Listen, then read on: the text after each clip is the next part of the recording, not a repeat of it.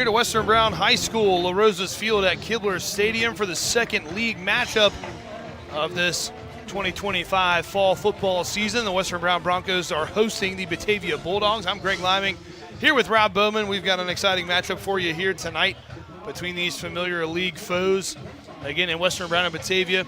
Well, Rob, last week we went up to Wilmington. Really good first half, back and forth, tied at 7 at halftime, and then we talked within our pregame huddle with Coach Osborne about it. Just started turning the ball over there in the second half.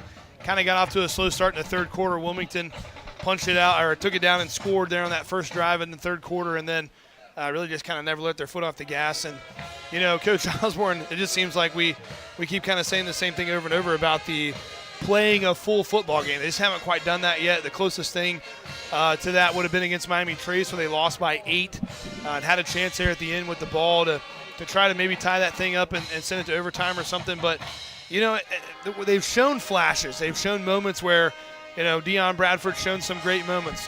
Dre Mitchell on the defensive end, they're starting to get healthy again now. And Batavia on the other side is kind of unhealthy. Lost their quarterback to an injury for the rest of the season. You know, some things kind of not going their way. But I think this is one that the coaching staff here at Western Brown feels like, you know, it's kind of, well, obviously, you know, starting 0-6 is a must-win, you want to say, but feels like one that is a gettable one here on a Friday night at home. And I would think that Western Brown's going to come out kind of with their hair on fire and really try to get off to a hot start. And you always want to do that when you're playing at home in front of your home crowd. You got a lot of people here tonight on this Friday night, but you kind of mentioned it with Coach Osborne, talking to him week in and week out, pregame and then postgame. His message is almost the same every week. It's we got to limit the turnovers. We got to limit the self-inflicted mistakes, penalties, and missed assignments and those type of things, and limit the big plays that you're giving up defensively. And that's something that they've struggled with in every game throughout the season, and also playing 48 complete minutes. He kind of joked during the pregame huddle this week that if they were only playing a half of football, they'd have probably at least 4 wins, maybe 5. But that's not how it goes. You got to play 48 complete, and they've got a tough opponent in Batavia tonight.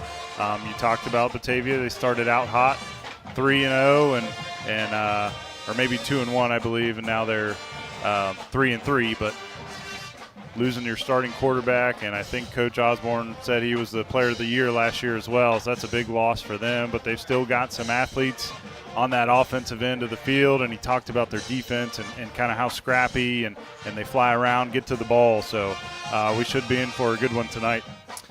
And I believe they're going to honor the Western Brown softball team the season ago that went to the state Final Four. I think they're getting ready to come out here before the game as Western Brown Marching Band is playing kind of their little pregame show here with the alma mater song and the fight song. But again, you know, and we've talked about it with Coach Osborne as well, the schedule that they've played has been really tough. I mean, a really tough non-conference schedule.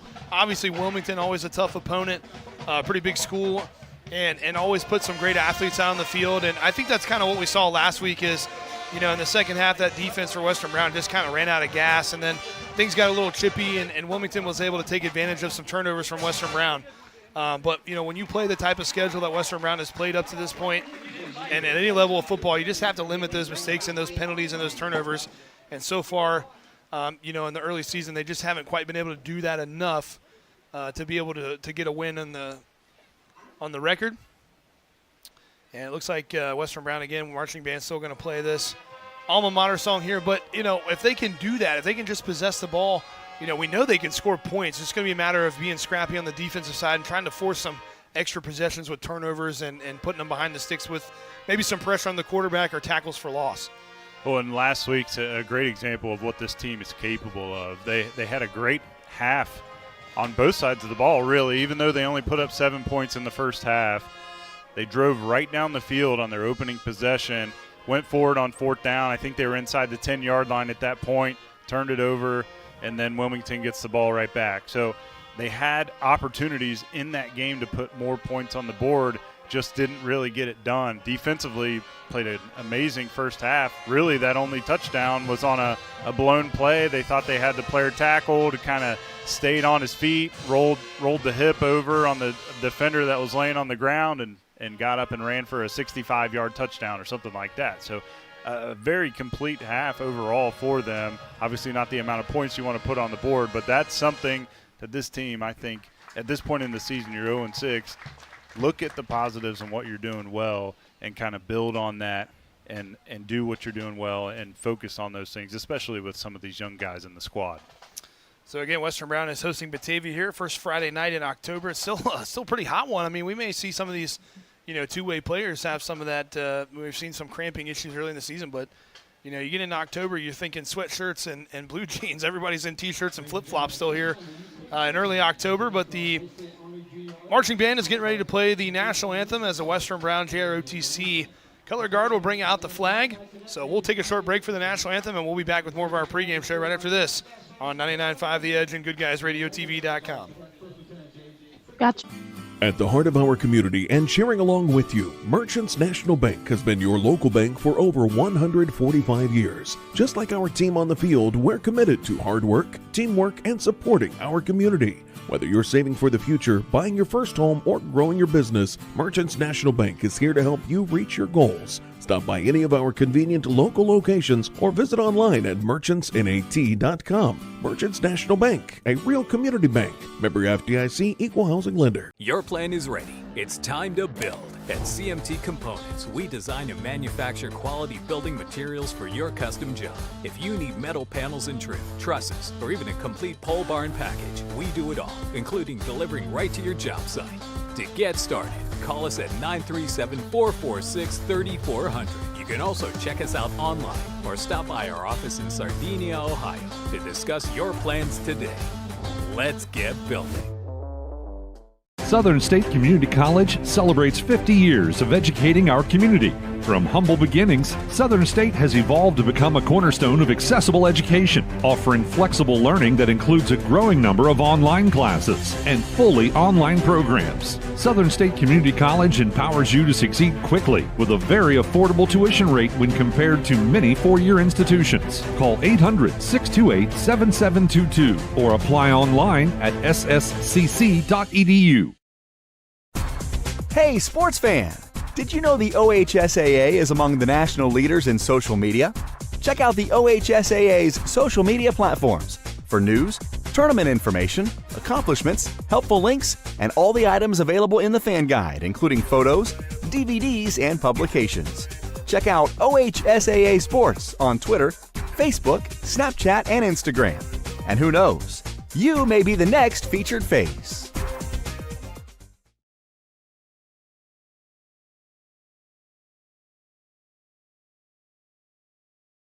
Welcome back in here. A nice rendition of the national anthem, as always, from the Western Brown Marching Band. We got about 5 minutes and 25 seconds until we kick this one off here at Western Brown. We'll talk about both these teams that will be featured in this matchup here tonight, starting with those visiting Batavia Bulldogs. They are led by head coach Wayne Stacy. Coach Stacy is now in the season leading the Bulldogs. His record with the Bulldogs is 15-22 with one playoff appearance. Last season under Stacy, the Bulldogs went an impressive 8-2. Finishing in second in the SBAAC to Clinton Massey. In the playoffs, the Bulldogs played host to Wilmington in the opening round, where they would lose on a last-second field goal. This season, the Bulldogs are 3-3 after losing 3 of the last 4, and they have struggled as of late after losing their starting quarterback Carson Harris to injury. Their 3 victories have come against Madeira, Reading, and Bethel Tate. And now I'll hand it over to Rob, and he'll talk a little bit about the Broncos. The Broncos, coached by Nick Osborne, now in his 6th season leading this squad with an overall record 34-26, 6 playoff victories for Coach O. Western Brown coming off a road loss to Wilmington. We talked about that one a little bit. Tied at 7 entering halftime. However, those Hurricane came out of the half, put up 35 unanswered, took a big lead to win that one. Final score 42-14. Current Bronco record is 0-6, looking to get that elusive first win of the season. So you hear some cheers here in front of us. The Western Brown softball team, again, from a year ago, their state Final Four playoff run. And I think, if I'm not mistaken, I think they only graduated 1 senior. I know they have their number 1 pitcher back, and Charlie Helton, if you get a chance to come out and watch her throw. I'm just going to tell you, I taught Charlie in middle school, and one day we did this thing where she, pitched a like a dodgeball type, like a smaller ball to me with a wiffle ball bat, I couldn't touch it. I mean, I couldn't even come close. And that was when she was in 8th grade. She's going to be a senior, or she is a senior this year. So really exciting. Looks like another potential deep postseason run for that softball team. So congratulations to them on their great season a year ago. Again, all the way to the state Final Four, and lost in that game to go to the state finals. So great season from them. So congratulations to all those members. Some key performers for the Batavia Bulldogs. Sophomore quarterback number 14, Makai Taylor, has 407 yards passing, 3 touchdowns, also has 125 yards on the ground and a touchdown. The stud for Batavia, senior wide receiver number 7, Marcus Hughbanks, 662 receiving yards and 9 touchdowns. I think Coach Osborne said he's an OU, Ohio University commit as well, so he's a really, really good athlete for these Bulldogs. Senior linebacker number 24, Owen Swart, 38 tackles, 2 sacks, and 5 tackles for loss. Senior defensive back number 3, Andrew Manns, 12 tackles, 2 interceptions, and 2 pass breakups. Junior linebacker number 21, Mark Englert, 31 tackles, 2 sacks, 2 tackles for loss, and 1 fumble recovery. And senior defensive back number 5, Wyatt Sanders, 27 tackles, 2 sacks and 6 tackles for loss. And now back over to Rob for some Western Brown key performers. Starting on the defensive end, senior defensive back number 32, Dre Mitchell, 24 tackles, 1 tackle for loss, 1 forced fumble, 1 fumble recovery, 7 pass breakups. Senior defensive back number 1, Zayden Nichols, 22 tackles, 3 tackles for loss, 1 forced fumble. Junior linebacker number 18, Adam Pena, 44 tackles, 1 sack, 3 tackles for loss, 1 forced fumble, 1 fumble recovery. And the leader of that defense, senior linebacker number 7, Ty Spalding, with 35 tackles, 3 tackles for loss, 4 forced fumbles, 1 fumble recovery. And not to mention Carter Saylor got his first minutes last week coming off of injury, so it's good to have both of those guys back. Offensively, leading the way for the Broncos, sophomore quarterback number 16, Deion Bradford, with 1,127 passing yards, 6 touchdowns through the air, 218 rushing, and 3 touchdowns on the ground. Senior running back number 5, Justin Morgan, with 486 rushing and 4 touchdowns on the ground, 223 receiving with 2 touchdowns. Senior wide receiver number 3, Elijah Valdez, leads the receivers with 412 and 3 touchdowns. Junior tight end number 8, Peyton Day, is our one of our players of the week this year, 265 receiving and 2 touchdowns. Senior wide receiver number 17, Braden Harmon, with 288 receiving and 1 touchdown through the air. So Batavia's out. They're getting ready to go out, and they're going to receive the opening kick, and they'll have the ball first on offense. Western Brown running out through the band over here and through the banner over to our right on that south side end zone as they're going to come over to their sideline. Some other games going on across the Southern Buckeye tonight. Bethel Tate travels to East Clinton. Goshen at New Richmond. Williamsburg at Roger Bacon. As we got this one here for you, Batavia Western Brown. And Clinton Massey is on the road at Wilmington. That should be a good ball game up there in Wilmington. Some other big games in the city. Moeller at Elder, a big one. And then Rocali, Indiana at LaSalle. Trinity, Kentucky at St. X. And then across that really good conference in Cincinnati, Lakota West, Colerain, Mason, Fairfield, Lakota East, Middletown, Hamilton, Princeton. So a lot of big games going on. Junior high scores this week. 7th grade took, I think, their second loss of the season to Goshen, 21-12. It's kind of a back-and-forth game, then a couple turnovers late. Goshen was able to pull away a little bit, and then the 8th grade defeated Batavia. The final score on that one was 14-6. So I think both the junior high teams have a couple of losses, but really good seasons down there at the junior high level for Western Brown. I know the one Batavia, or the 8th grade loss of Massey. Well, maybe 7th grade tied. I think Massey 6-6. That Goshen might have been their first loss, if I'm not mistaken. So again, a really good season for the junior high ranks, and some names I'm sure we'll be talking about here on Friday nights before you know it. But Western Brown getting ready to kick this one off. Western Brown's going to be in their all brown uniforms, brown pants, brown jerseys with the gold letters and numbers, and white helmets.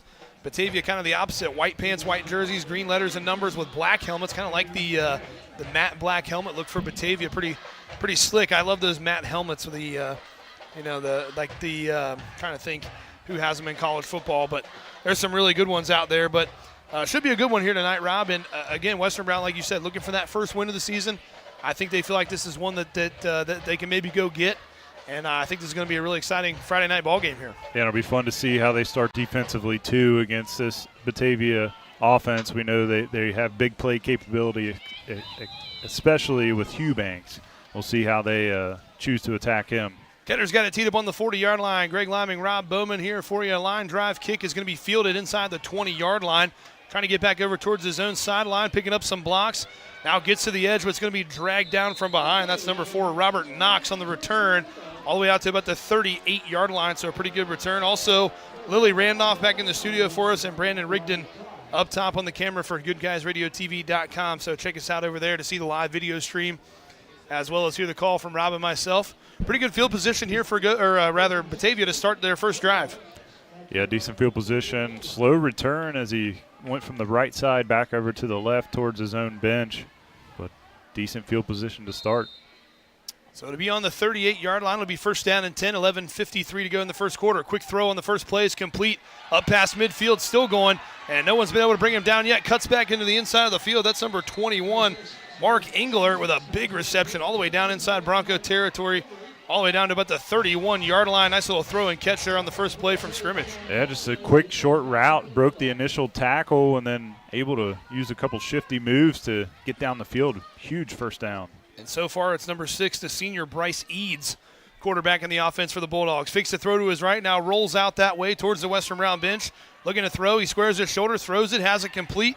That pass is caught by Jalen Lowe, and that's going to be back-to-back first downs for the Batavia offense, and they are off to a very hot start. A really good protection back there for Eads in the pocket, just rolled out, took his time, kept those eyes down the field, finds the receiver wide open for another first down. Batavia, again, another one of those teams got some beef up on that front of that offensive line, some big kids. One of them only a freshman. We'll mention him a couple times tonight. 11:15 to go, empty set. Eads takes the snap, rolls to his right again, has some pressure this time, has to throw it quick, has it complete. Tackle on the play by Dre Mitchell. It'll go out of bounds for a short gain. It's going to bring up second down. Pretty good coverage by Mitchell. Not much going there. Broncos do a good job up front, getting pressure early on Eads and forcing that throw short. That's the first catch for Eubanks. Goes 6'3", 200, the senior Ohio University commit. Yeah, that offensive line, you and I were talking before the game there, big number 76. Bentley Brown is a freshman, goes 6'5", 325, and now it looks like maybe a penalty is going to back him up. I didn't see the call, and I don't know if it's first down or second down. So a little bit of confusion here. That's going to be, looks like maybe a hold call, I think, because it's going to be first, and it looks to be about 20 here for the Batavia offense after that completion to Eubanks will be nullified by penalty. Eads takes the snap, looking to his left, throws that way, has it complete inside the 10-yard line and brought down. That's number 14 on the reception, Makai Taylor, and that's going to get the penalty yards back plus some. Yeah, really nice crossing route there. Picks up a huge chunk. Now it's only second and about 4 or 5. I think that was Montana Wells on the tackle for the Broncos. 10:38 to go. Batavia knocking on the door, trying to hand off, almost lost it there. Eads puts it on the ground now, and a fight for the ball. I think Eads was able to scoop it back up, so had trouble with the handoff, then coughed it up.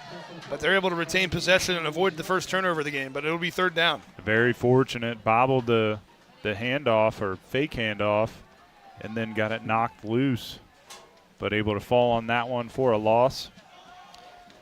So it's going to be third down and 5 from the 10-yard line. They need the 5 for a first down. Eads puts a man in motion, ready for the snap. One man in the backfield with him, looking to his left, throws that way, and that pass is going to be broken up. Good coverage by the defensive back. I think that was Montana Wells again, poked that one out. So a fourth down decision time for Coach Wayne Stacy. And Wells did a great job closing quickly, getting that left hand across, swatted that ball free. I think that was intended for Taylor again, the sophomore wide receiver. May take some snaps here tonight too. Saw him slinging it a little bit in warm-ups as well. You guys are off air. I can't hear you. Oh boy. How about that? Pick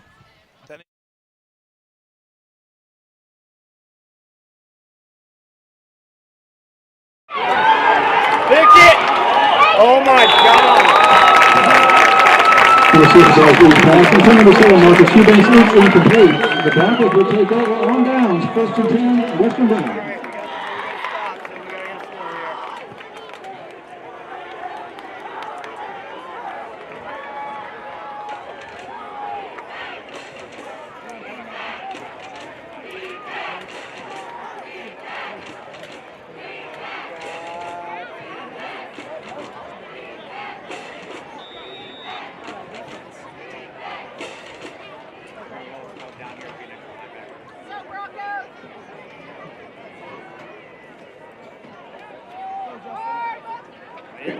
Field.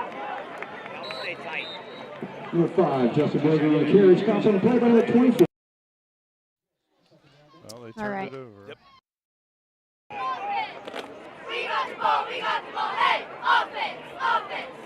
We got the ball, hey, offense, offense. We got the ball, hey, offense, offense. Yard line here for the Western Brown offense in their first possession. Bradford hands this one off to Morgan. Some room on that left side, bouncing around through some tacklers, and finally brought down, but not before first down yardage up to about the 24.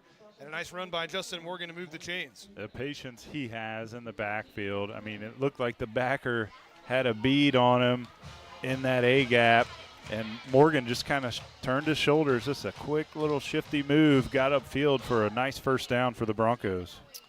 So it's going to be first down and 10 from the 24.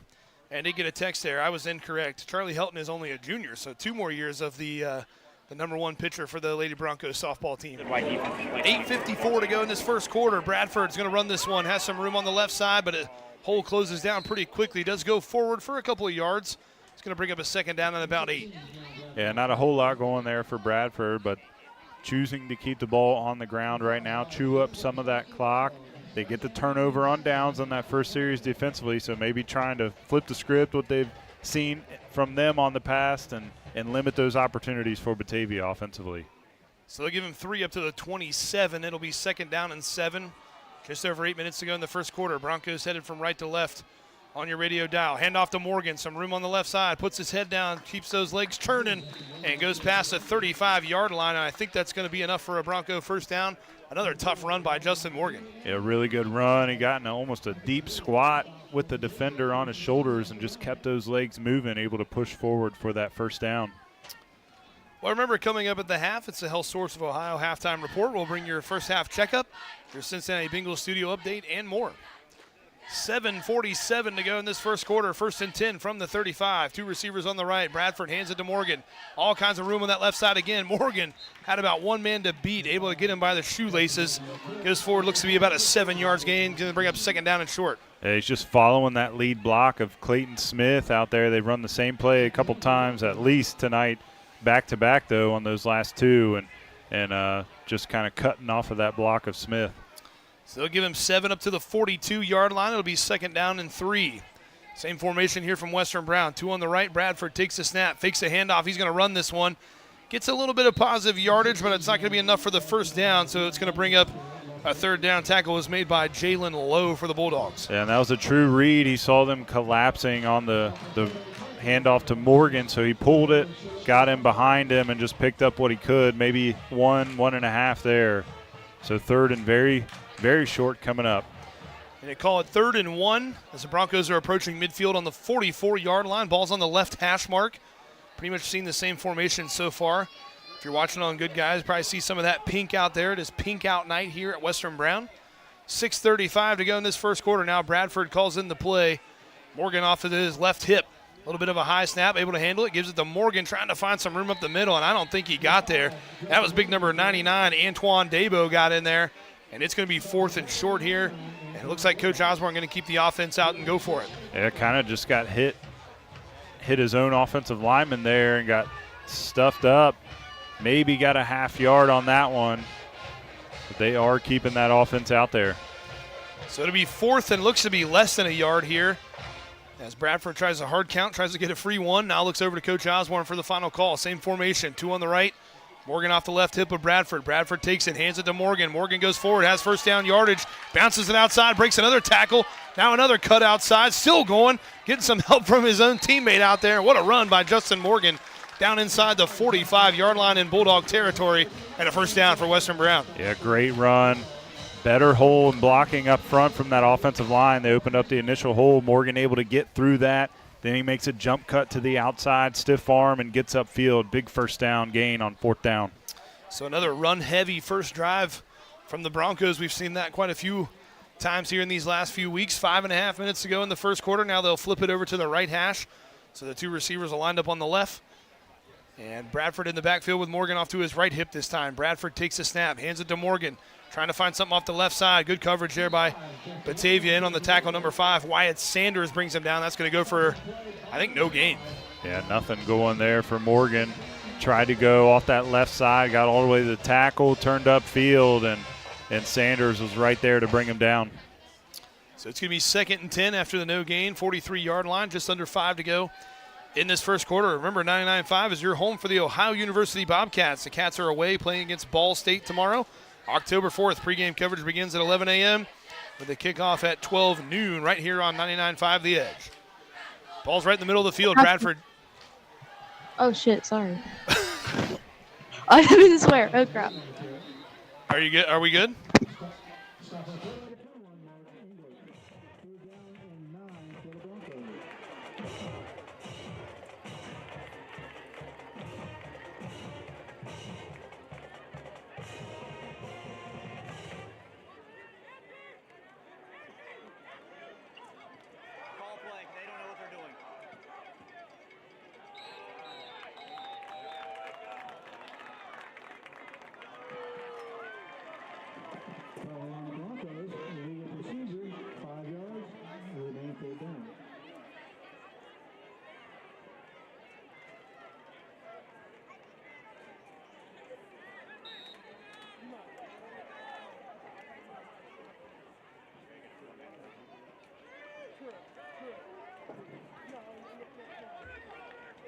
Flag, the false start, so 3rd and long for these Broncos.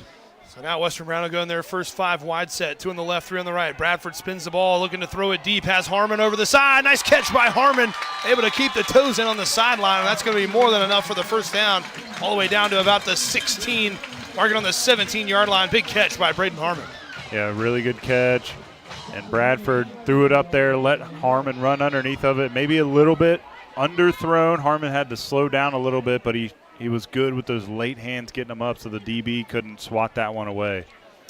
So it's going to be 1st and 10 from the 17, and now Western Brown with their first chance to score some points of the night. 3.5 minutes to go in the first quarter. 2 receivers on the left, 1 on the right. Morgan in the backfield with Bradford. Bradford takes the snap, hands it to Morgan, trying to bounce it to the right side. Able to find a little room now, cuts back up the middle.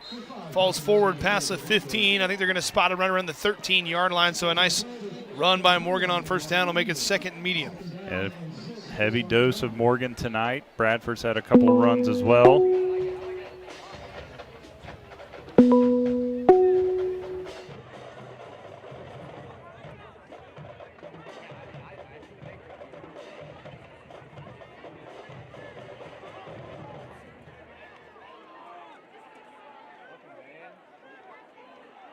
Five wide set for Western Brown. It'll be 3 on the right, 2 on the left.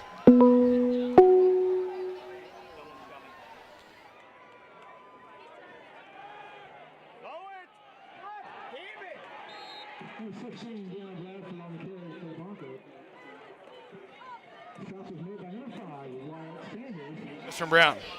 Yeah, the pocket just collapsed on him. He had nowhere to go. Tried to step up, but brought down. 3rd and long now for these Broncos.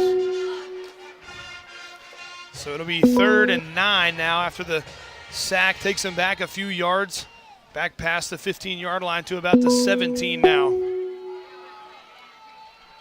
Empty set again, 3 on the right, 2 on the left. Bradford in the shotgun, takes a snap, looking to his left, now back to his right, throws it over the middle, trying to get it to Morgan, and a penalty flag comes out. As it looked like the defender got a little too much of a handful of the jersey there, and that's going to be a defensive penalty. Tried to go skinny post route there, and he was open, had a slight step on the defender there. Bradford puts it out front where only he can get it, and defender got a piece of that jersey. So it'll be a penalty going against Batavia. Minute 53 to go in this first quarter. And that's going to give Western Brown a chance for a new set of downs here inside the 10-yard line. So it's going to be 1st down and goal now after the penalty. Only amount to about 8 yards at the half the distance, and they are going to keep the chains, though. It's still going to be 3rd down now for Western Brown. So they're going to call it 3rd and 1. So I guess it was had to be a defensive holding call instead of a pass interference. 1 man in the backfield, Bradford, low snap, he takes it, but a penalty flag flies out, and now they're going to say offsides on Batavia. So it looks like they are going to get the 1st down after a penalty going against Batavia. That should be another half the distance penalty, taking them around the 4-yard line. So it's going to be, now it will be first down and goal. Ball's right on the 5-yard line, right in the middle of the field. Stick around after the game. We'll honor tonight's standout player as the 99.5 The Edge player of the game. Harmon's going to line up out wide to the right. Morgan's off the left side of Bradford in the shotgun. Bradford takes the snap. It's going to hand it to Morgan, and a big hit coming across the line there, and that one's going backwards for a loss. That was a great play in there by number 21, Mark Englert, and that'll drop him for a loss. It's going to be second and goal. Yeah, big tackle for Englert, getting in there quick and bringing Morgan down for about a 2 to 3 yard loss.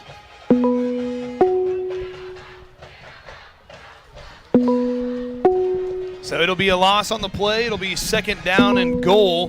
It'll back them up a couple of yards to the 7, so it'll be second and goal from the 7 with just over a minute to go here in this first quarter, a minute 14 now.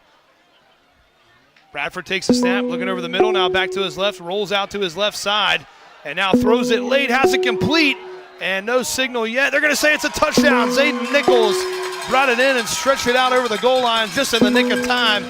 The ball did pop out late, but they're going to say he was already past the goal line there, so that's going to be the first points of the day here. And Western Brown has an early 6-0 lead with the extra point from Naomi Cover coming up here. So a big play there as Bradford rolled to his left, squared the shoulders late, and Zayden Nichols comes down with the offensive touchdown. You see him play a lot of safety, a lot of defensive back, but Zayden Nichols able to reel that one in, stretch it across the goal line. Just before the ball popped out, the ball did, again, poke out there a little bit late, but Zayden Nichols held on to it. Now Cover's extra point is up and on the way, and it is good. And Western Brown leads 7-0. We'll take a short break. We'll be right back on 99.5 The Edge and GoodGuysRadioTV.com. Trying to find a durable new look for your retail office, house, garage, or new barn dominium? Higgins Steel Roofing and Siding has added 2 new profiles within the past year that would make great options. A heavier 26-gauge metal board and batten with several colors to choose from adds a fresh new look to any project regardless of size. Or come in and check out our new options for standing seam. If it's steel roofing and siding, it comes from Higgins. Located in Hillsboro and Jackson, Higgins Steel Roofing and Siding, family owned and operated since 1958. What we believe matters because it shapes who we are. At First State Bank, we believe in rural communities. We have since our start in 1884. We're proud of where we come from. And while others have come and gone, we've remained, because standing by the folks you believe in is what a real local bank does. First State Bank, built on belief. All over the place, and he does a good job of really throwing on the run as well. And like you said, I think that was Nichols' first touchdown on the season. Jeter end-over-end kick is going to be fielded around the 15-yard line. Trying to get it back over towards his own sideline now. Chasing, going to be brought down. What a play. That's number 80, Michael Bowling. The sophomore came flying in there on the kick team. And that was Robert Knox on the return again, and a great tackle inside the 20. And a good job by coverage there as Coach Osborne and Coach Chaz Patton couldn't be happier about that return play. That'll be at the 18. Started their last drive after the return at the 38, so 20-yard difference there in field position for their first 2 series of the game. I mean, Bowling was shot out of a cannon, came through that first line, and I think it even surprised Knox a little bit. He thought he was going to have some more room and had nowhere to go. So 58 seconds to go. Batavia will have it for their second possession on the 18-yard line. 4 wide receivers, 1 man in the backfield. Eads is going to throw towards his own sideline in a low throw. Bounces off the turf over there. Pass was intended for Makai Taylor. It'll be incomplete. It'll bring up second down and 10. And I think Taylor was the other quarterback we had listed statistically, but he's also one of their better receivers as well. So maybe they got some things figured out there on the offensive end. Like we said, they've got some weapons here on this Batavia side, especially with Eubanks, over 600, almost 700 yards now on the season, and 9 touchdowns. Pretty impressive stat line for him. And I think last year might have had a 3 or maybe even close to a 400-yard receiving game last year. Now Eads has some pressure off the other side. Carter Saylor trying to get to him, can't quite do it. Now Eads is going to dump it out of bounds, incomplete, and gets rid of it. Carter Saylor with all kinds of pressure. And the coverage by Dre Mitchell. It'll be third down and 10 now with 48 seconds to go. Yeah, good first couple plays there. Great coverage. and Saylor gets the pressure early on, forces that errant throw towards the sideline of the Broncos. Now the Broncos be able to pin their ears back, 3rd and long. So it'll be 3rd and 10 from the 18 still, 48 seconds to go. Again, Broncos lead 7-0. If you're just joining us, Greg Liming, Rob Bowman here, Lily Randolph back in the studio, Brandon Rigdon on the camera for Good Guys Radio TV. They'll go 5 wide again this time. Eads in the shotgun inside the 15-yard line. 2 seconds on the play clock. They're able to get the snap off. Eads fakes a throw, now trying to roll out to his right. Kind of a broken play, nowhere to go. Mitchell with some pressure, tipped up. Spalding tried to dive on it.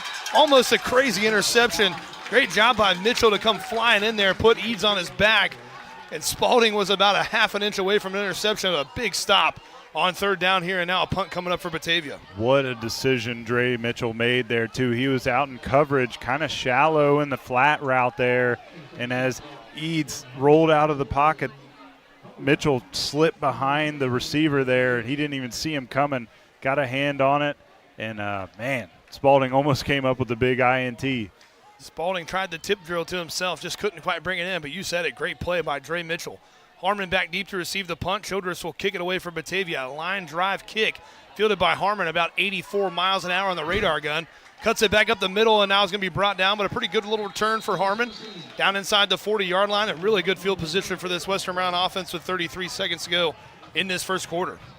84 miles an hour, got the radar gun out. Maybe 85, I don't know, somewhere in there. Pretty good field position, though, for these Broncos as they'll start at the Batavia 39 after that shallow punt.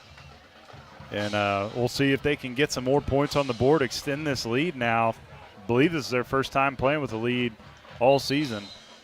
Hey, I wasn't a football player, but I've said it many times. That is the last thing I would want to do is try, especially at the college professional level, as high as those punters kick it. I mean, there's no way I would want to try to catch one of those things with everybody bearing down on you. But Harmon does a really nice job to just catch it first off and get some positive yardage. And, again, inside the 40, ball's going to be on the 39 for Western Brown over towards that right hash mark. They'll go 5 wide receivers. Harmon goes in motion.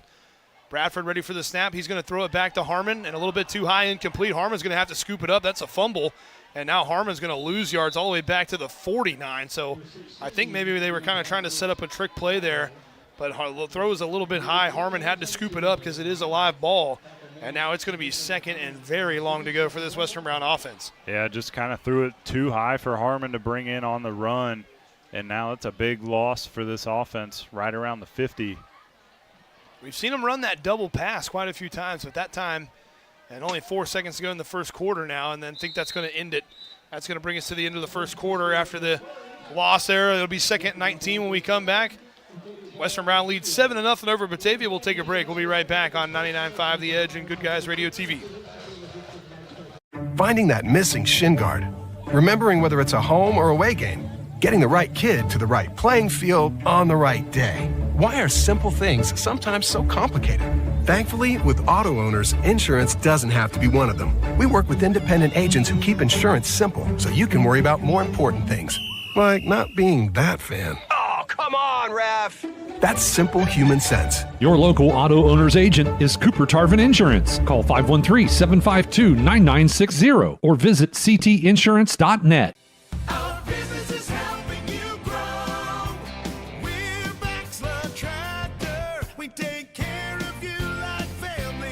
We've been growing since 1946. As your Kubota dealer, our focus is to help you grow today and into the future. Stop by one of our locations today, visit with our folks, and see our entire lineup of Kubota products. Our business is helping you grow. Bachelor Tractor.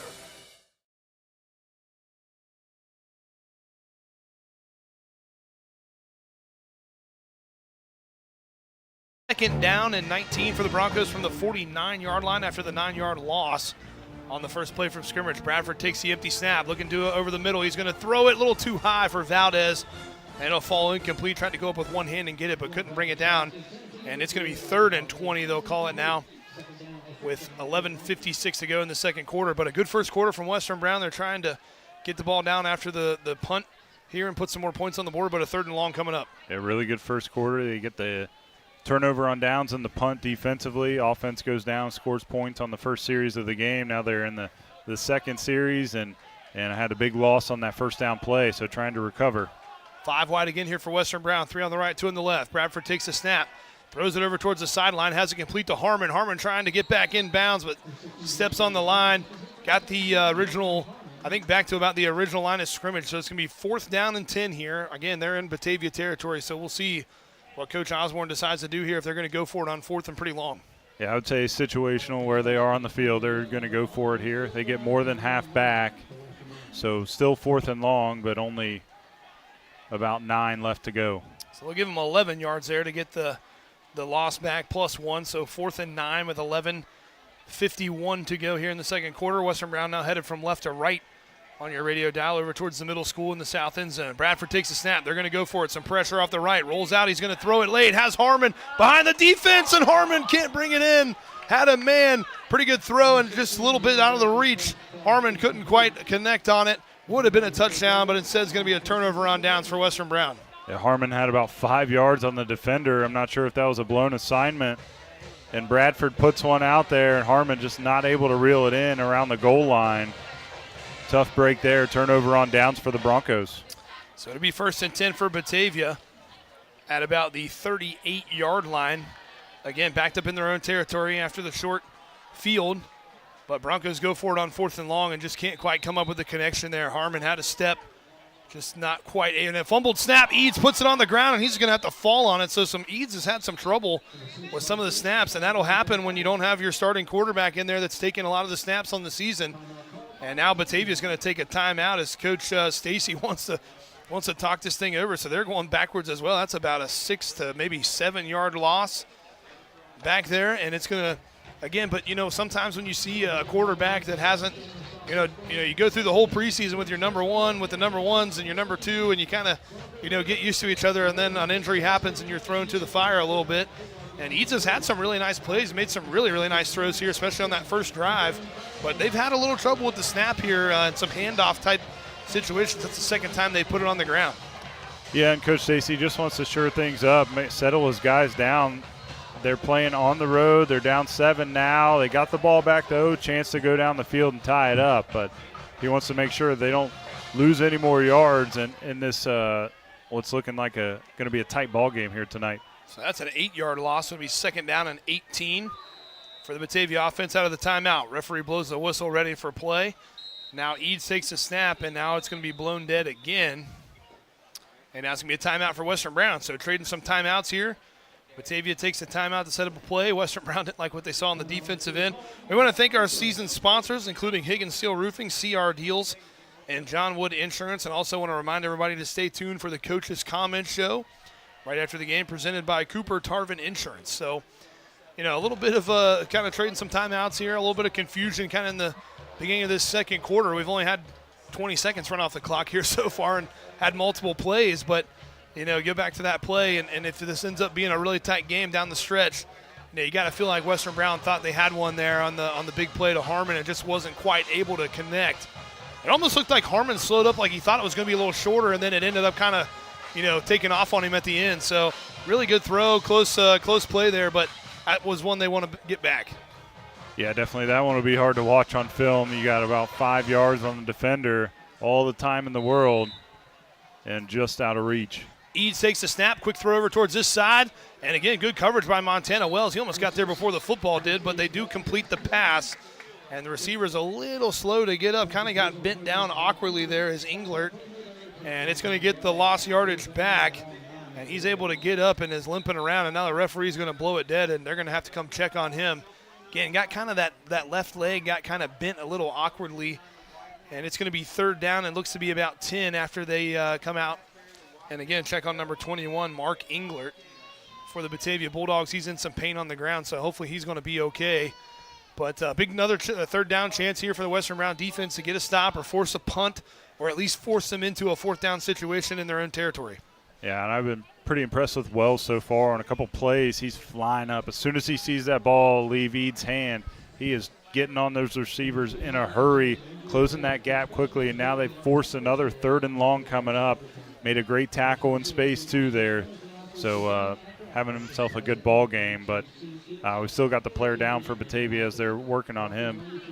Coach Wilson got to be pretty impressed, though, with how his defense has started this ball game. Sorry, Rob. But, yeah, it seems like, maybe Wells and Coach Wilson and the defensive staff have seen something on film, because we've seen Mitchell do it a couple times. Now we're seeing Montana Wells. I mean, they're really getting up and pressuring in the face of the receivers and the quarterback and just really selling out. And, again, a backup quarterback, not saying that Eads isn't capable, but sometimes you go to a little bit more of a short kind of throw game, kind of screen, just get them comfortable in a tough road game in a league environment. So, but, yeah, Wells has done a really good job here in this first half so far on the coverage. And it could be one of those things, like you said, scouting. He hasn't played as much.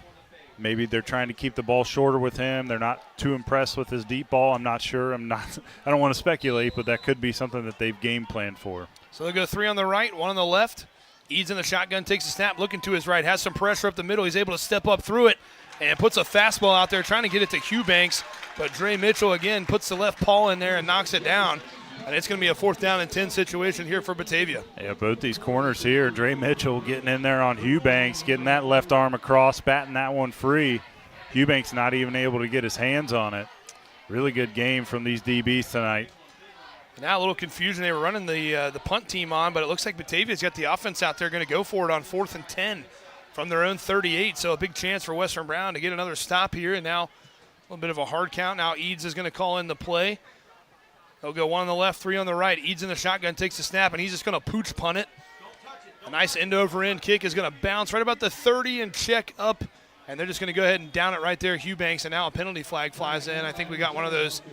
Looks like a sideline warning going against Western Brown. Yep, that's the signal. But looked like they were going to kind of go for it. And Eads just decided to pooch punt it away. But again, another big stop for the Western Brown defense. And they're causing a lot of problems, and give them credit. Eads has not been comfortable all night. He's been under some pressure. He's had to step up through a few things. Had to roll out to his right and left a couple of times with some pressure from Saylor and some other guys. So that Western Brown front really getting through and doing a nice job here in this second quarter. Yeah, he does look very uncomfortable in the pocket right now. He's trying to get rid of that ball quick, and if it's more than 2 seconds back there, he's kind of antsy, jumping around, trying to find a lane to step up. And this Bronco front's doing a great job. And hats off to this DB, the secondary unit, having a great performance tonight. So ball just past the 30-yard line. Bradford's going to hand this one off to Morgan. Morgan cuts it back up the middle, now getting bounced around. He goes forward for about a 6-yard gain. It's going to bring up 2nd down and 4. And Coach Osborne's still happy to keep the ball on the ground, throws it when he needs to. But if you can get this kind of yardage on 1st down, don't go away from it. It's going to keep opening up that playbook, drawing in those defenders, then you can throw over the top. So there goes my math skills. 31 to the 36 would be 5 yards. So it'll be 2nd down and 5. Kind of thought it was on the 30 in my defense, but it'll be 2nd and 5 from the 36-yard line now. Bradford takes the snap, hands it to Morgan again. Morgan stutter step, now puts his head down, turning up the middle, and I think he's going to have enough for 1st down with the forward progress, up past the 40, right about the 41's what he needed, and they're going to give it to him. Yeah, nice run. Lowers that shoulder at the end to cross those chains and pick up the 1st down. Really good run there. Morgan, he can do it all. He can lower that shoulder. He's got a low center of gravity when he runs.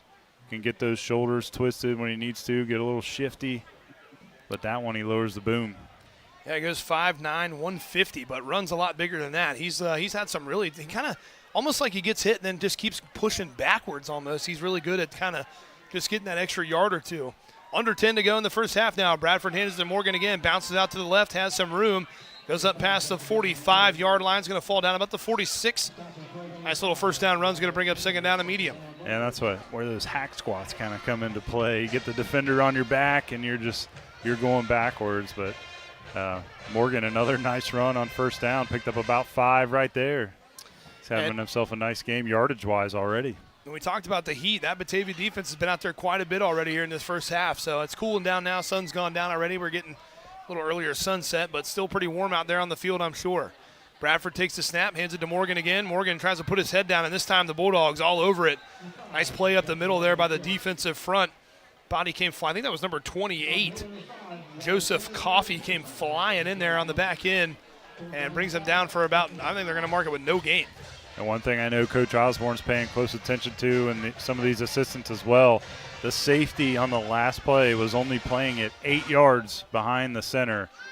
So he's gonna see that, and eventually he's gonna take a shot at that. Actually, the green numbers are kind of hard to see, but I think that's 25. That would be the freshman Miguel Thomas, linebacker, came flying in there to clean that one up for no gain. Bradford looking to throw this one, has some pressure, rolls out to his left, throws it late. Had a couple of men down there, but it falls incomplete. A little miscommunication. Was trying to get it to Peyton Day, I believe, but it's going to bring up a 4th down and 5 now for the Western Brown offense. Yeah, and that'll be another 3rd down not converted here in this second quarter, so 4th and medium for Coach Osborne in this Bronco offense. So now they're going to go 5 wide here. 3 on the right. As Pena will check out and Nichols checks in. 2 on the left. Bradford ready for the snap on the 40-yard line. Tries a hard count. Now we'll check the sideline. 10 seconds on the play clock. Broncos trying to convert on a 4th and 5 from their own 46-yard line with 8.5 minutes to go in this first half. And now a timeout is going to be taken by Western Brown. So Coach Osborne going to talk things over with his offense. Just remember, coming up at the half, it's the Health Source of Ohio halftime report. We'll break down the first half and get you ready to get back to action. So a big 4th down coming up here for Western Brown. 8.5 minutes to go here. And it just kind of seems like in the second quarter so far, they're just kind of trading back and forth on some negative plays and then some, that couple of run plays there. Batavia doing a nice job on the run defense so far on this set of downs here to force them into a 4th and 5, and then the incompletion from Bradford. But a little bit of back and forth here as both offenses have kind of maybe stalled out a little bit here to start the second quarter. Yeah, really good game so far by both defenses in this one, and Western Brown facing yet again another 4th down. This is their 3rd of the ball game that they'll looks like they're going to attempt to go for it. 4th and 5. Coach Osborne still huddled up with that offense on his sideline as the officials blow the whistle to resume play. And this could be a big stop for Batavia. If they're able to get off the field here in positive territory, in Western Brown territory, that would be a big momentum boost for them. They have to think that, they got playing with a backup quarterback. They would think, man, that's got to be a win after getting the ball back in positive territory. So Western Brown not able to convert this. Batavia have some momentum rolling on their side. 3 receivers to the right, 2 on the left. Bradford in the shotgun. Low snap, and it goes past Bradford. He's going to try to scoop it up and throw it. He's rolling out, and they're not going to get him down. And a big play for the Batavia defense as a snap was a ground ball all the way. It rolls past Bradford, and they're all the way down inside the 30-yard line now. So great field position for the Batavia Bulldog offense and a good stop by their defense. Really good stop, low snap, just rolled all the way back past Bradford in the backfield, and great starting field position now on the turnover for Batavia. So they're going to have it on the 29-yard line. So instead of in positive territory, they're all the way down inside the 30. So a big momentum swing here for Batavia. They've got the football. They're going to go 5 wide, one on the left, 3 on the right. Eads rolling out to his right. Saylor has some pressure on the backside. Eads throws it over the middle. It's tipped up in the air, and a penalty flag flies out late in the backfield. The pass was incomplete. It was tipped up in the air, intended for number 14, Mekhi Taylor, but we'll check the penalty. Yeah, thrown back towards the original line of scrimmage, and we are getting an offensive holding on Batavia. Saylor got through there quick, but it looked like that was kind of the play there, was to just kind of chip him and then let him go as Eads was rolling away from the pressure to his right. But that penalty flag came in late, so I'm not sure. I was watching the ball down the field, watching Eads. Not sure if they grabbed a bit of jersey, but that's going to be a big one. Takes them all the way back to the 39 now, so giving some of that field position back on the penalty. 8:20 to go in the first half. 1 man in the backfield with Eads, 3 on the right, 1 on the left. Eads is going to hand this one off up the middle, going for some positive yards up to about the 35-yard line. They get some of the penalty yardage back, but not all of it. Up to the 34 to be second long. Yeah, decent chunk there, but still second and about 16 for this Batavia offense after the great starting field position, now set back by the big holding call. That was a sophomore running back, number 15, Ken Kelch, on the carry there. Goes forward for about 5 yards. It'll be second down and 16 now from the 35. Eads rolls out to the right. He's going to throw it over towards his own sideline. Has it complete to Hugh Banks. I believe that's his second catch of the night. And right back to the original, past the original line of scrimmage, rather, up inside the 25. A nice throw and catch over to Hugh Banks. And that's one of those kind of get to the sticks call, but that one a little bit shy of the initial marks, only about 10 yards gained there, but 3rd and medium now for this offense. Batavia going quick. Eads takes the snap, fakes the handoff, throws it, has it complete, almost knocked down by Nichols, but a nice hands catch there by number 12, Jalen Lowe, and that's going to move the chains for Batavia. So after the big loss, they're able to convert on a 3rd down. That's their first 3rd down conversion of the night. Their 3rd first down as well, now inside the 20-yard line. I'll tell you what, Eads has got some, he's throwing some fastballs. He's got some heat on that thing. I bet must be a baseball player. Eads takes the snap, fakes the handoff, has some pressure. Now Saylor's going to get to him. Carter Saylor drags him down for a sack. And back past the 20-yard line, Saylor gets home. What an impact he is already making on this game. He's wreaking havoc on that left side of that offensive line. He's gotten in on almost every passing play to force some pressure. Now he finally gets home, gets that big sack for his defense. And now a little bit of a line change here for Western Brown, a little bit more of a passing situation on 2nd down and 18 from the 23. So Saylor gets home. Eads has been able to get away from him the couple of times he's gotten back there, but that time Carter Saylor gets all the way there. Eads takes a snap, looking over the middle, has good protection, going to throw it towards the end zone. Had a man, but a little too high, incomplete, was intended for Bryson Greggs. It'll fall incomplete, will bring up 3rd down and 18 rather. Yeah, Greggs had a step there in the end zone. It would have been 6, but airmailed that one by about 3 or 4 yards. So now 3rd and long for this defense. Another chance to get off the field, but I would assume this is going to be 2-down territory for Coach Stacy. And Greg's another freshman getting some time here on a Friday night. You got a lot of young guys playing out there for the Bulldogs. Clock stops with 6:42 to go. Eads in the shotgun, takes the snap, has some pressure off the backside, rolling out to his right, wants to throw it, and now throws it late towards the end zone, and that one's going to fall incomplete, but a penalty flag flies out as Zayden Nichols never really got his head turned around, kind of ran through the receiver over there on the far side, and it looks like a pass interference penalty going against the Broncos. He tried to get that head turned, but I think he had a handful of a jersey as he turned, so that'll be a penalty going against Nichols in this defense. The pass was intended for Jalen Lowe towards that back corner of the end zone over on the far side. And they're going to re-spot it. And again, in high school and college football, not a spot foul like it is in the NFL. So I believe it's still going to be 3rd down with 6:35 to go. But a 3rd and a lot shorter now, 3rd and 6 they'll call it after that penalty goes against the Western Brown defense. 3 receivers bunched on the right, 1 receiver lined up out wide to the left. 1 man in the backfield with Eads off his right hip. And now some movement as they get started a little earlier on that far sideline. So give some penalty yards, Western Brown, and then Batavia gives them back on the false start, 5 yards back. And that one, Hubanks there on the far side of the field gets the false start, pushing his offense back now in that situation. So it'll be back past the 15-yard line on the 16 now. After the 5-yard penalty, still 6:35 to go. Batavia trying to maybe tie this thing up here with a touchdown. Broncos still lead 7-0 here in the middle of this second quarter. A couple of subs checking in for the Bulldogs. They're going to go empty set this time. 3 on the right, 2 lined up on the left. Eads right on the 20-yard line, ready for the snap. Takes it, has some pressure. Able to step up through it, now rolls out to his right, squares the shoulders, trying to get away from Parker. Able to step through it, throws it late. And it's going to fall incomplete as the referee almost got taken out over there. Pretty good coverage by Nichols. And just nowhere to go with the ball there is going to bring up a 4th down situation for Batavia. Eads did a good job stepping away from the pressure, but nowhere to go down the field. Had to go all the way to his sideline before he released that. And Broncos do a great job down the field in coverage. So it looks like Coach Stacy's going to elect to try a field goal here. Griffin Childress, the kicker, the senior kicker for Batavia, is going to try a kick from about the 22-yard line. So a pretty good little kick here. Going to try to make it a 7-3 ball game.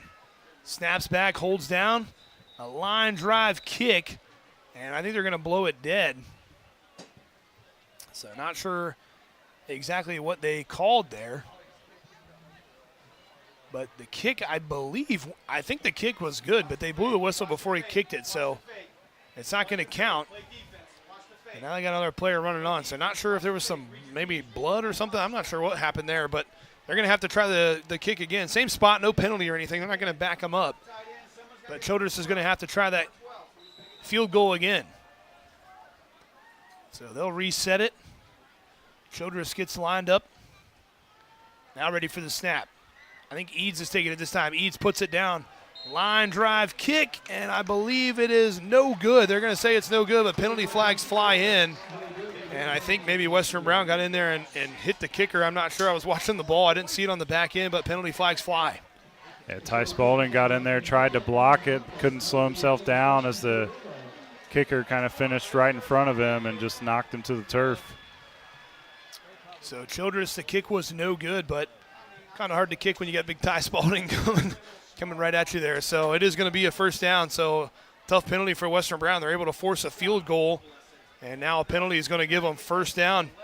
And it's going to be first down and goal from inside the 10, from the 8-yard line. So a big penalty against Western Brown, and now Batavia with a chance to not settle for 3 and maybe put 6 or 7 on the board. Eads in the shotgun, has 3 on his right, 1 on the left. Kelch in the backfield. They're going to hand it to Kelch up the middle. Tackles made by Carter Saylor and a couple other Broncos, but goes forward for a couple of positive yards. Going to bring up second down and goal from the 6. And tough ask from the defense. Think you're getting off the field. They missed the field goal, and now you're first and goal against this opponent. So Batavia's got some new life here. So Kelch gets a couple of yards, and now they're having another player check out again as the referee goes over to talk to Coach Stacy. So we saw a number issue last week at Wilmington with the camo jerseys. I'm not sure exactly what's going on. Might be some kind of equipment issue or something, but they've kind of made a few players for Batavia change in and out here. I don't know if someone lost their helmet maybe. I didn't see one on the ground, but so a little bit of a delay here, but they do get 2 yards. So it'll be second and goal from the 6 this time. And now a late sub checking in for the Bronco defense there is number 2, Raiden Lang. So some subs going in for both sides, but now ready to go. Referee blows it. Eads ready to throw it, throws it quick and tried to go up and get it. It falls incomplete. Pretty good coverage there. Pass was intended for Taylor again. He couldn't bring it down, and Montana Wells knocks that one down again. Wells in there quick again. If he wasn't there that quick, that would have been a completion and potentially a touchdown. He does a great job breaking that one up. So it's going to be third and goal now from the 6. Clock stops, so 6:13 to go here in this first half. Batavia trying to turn the penalty yardage into some points here for their first score of the night. Third down and goal from the 6. Eads in the shotgun, sends a man in motion. Eads takes a snap, looking to his left, wants to throw that way. Pass is knocked up at the line and almost intercepted. Morgan had a chance at it in the end zone, but it falls incomplete. So Batavia not able to capitalize, at least so far. They do have a fourth down coming up. We'll see if they decide to try to go for it or kick the field goal again. They're trying to go to short passing route there. Defensive lineman got that hand up, batted it in the air, kind of startled Morgan. He got both hands on it, but not able to reel it in around the goal line.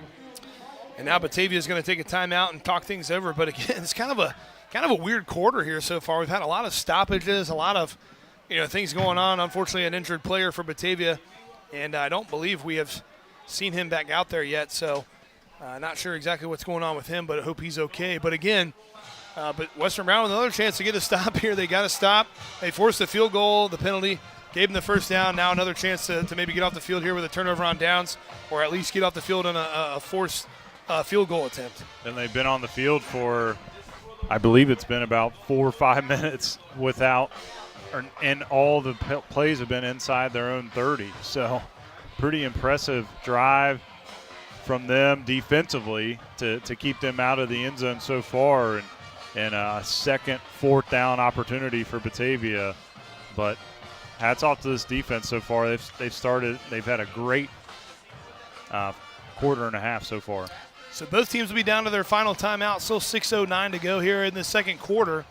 And for now, it looks like Coach Stacy's going to keep the offense out there. So again, trying to turn this penalty into some points, trying to tie this thing up as Western Brown still leads 7-0 over Batavia here. Eads in the shotgun, has 3 receivers bunched tight on the right, 1 receiver lined up, Taylor on the left. Eads takes a snap, looking over the middle, has some pressure now, steps up through it. He's going to run it, and Eads reaches the ball out. I don't think he got there. No official signal yet. Eads got leveled at the goal line as he went airborne, trying to reach the ball out. They're going to say stopped him just short.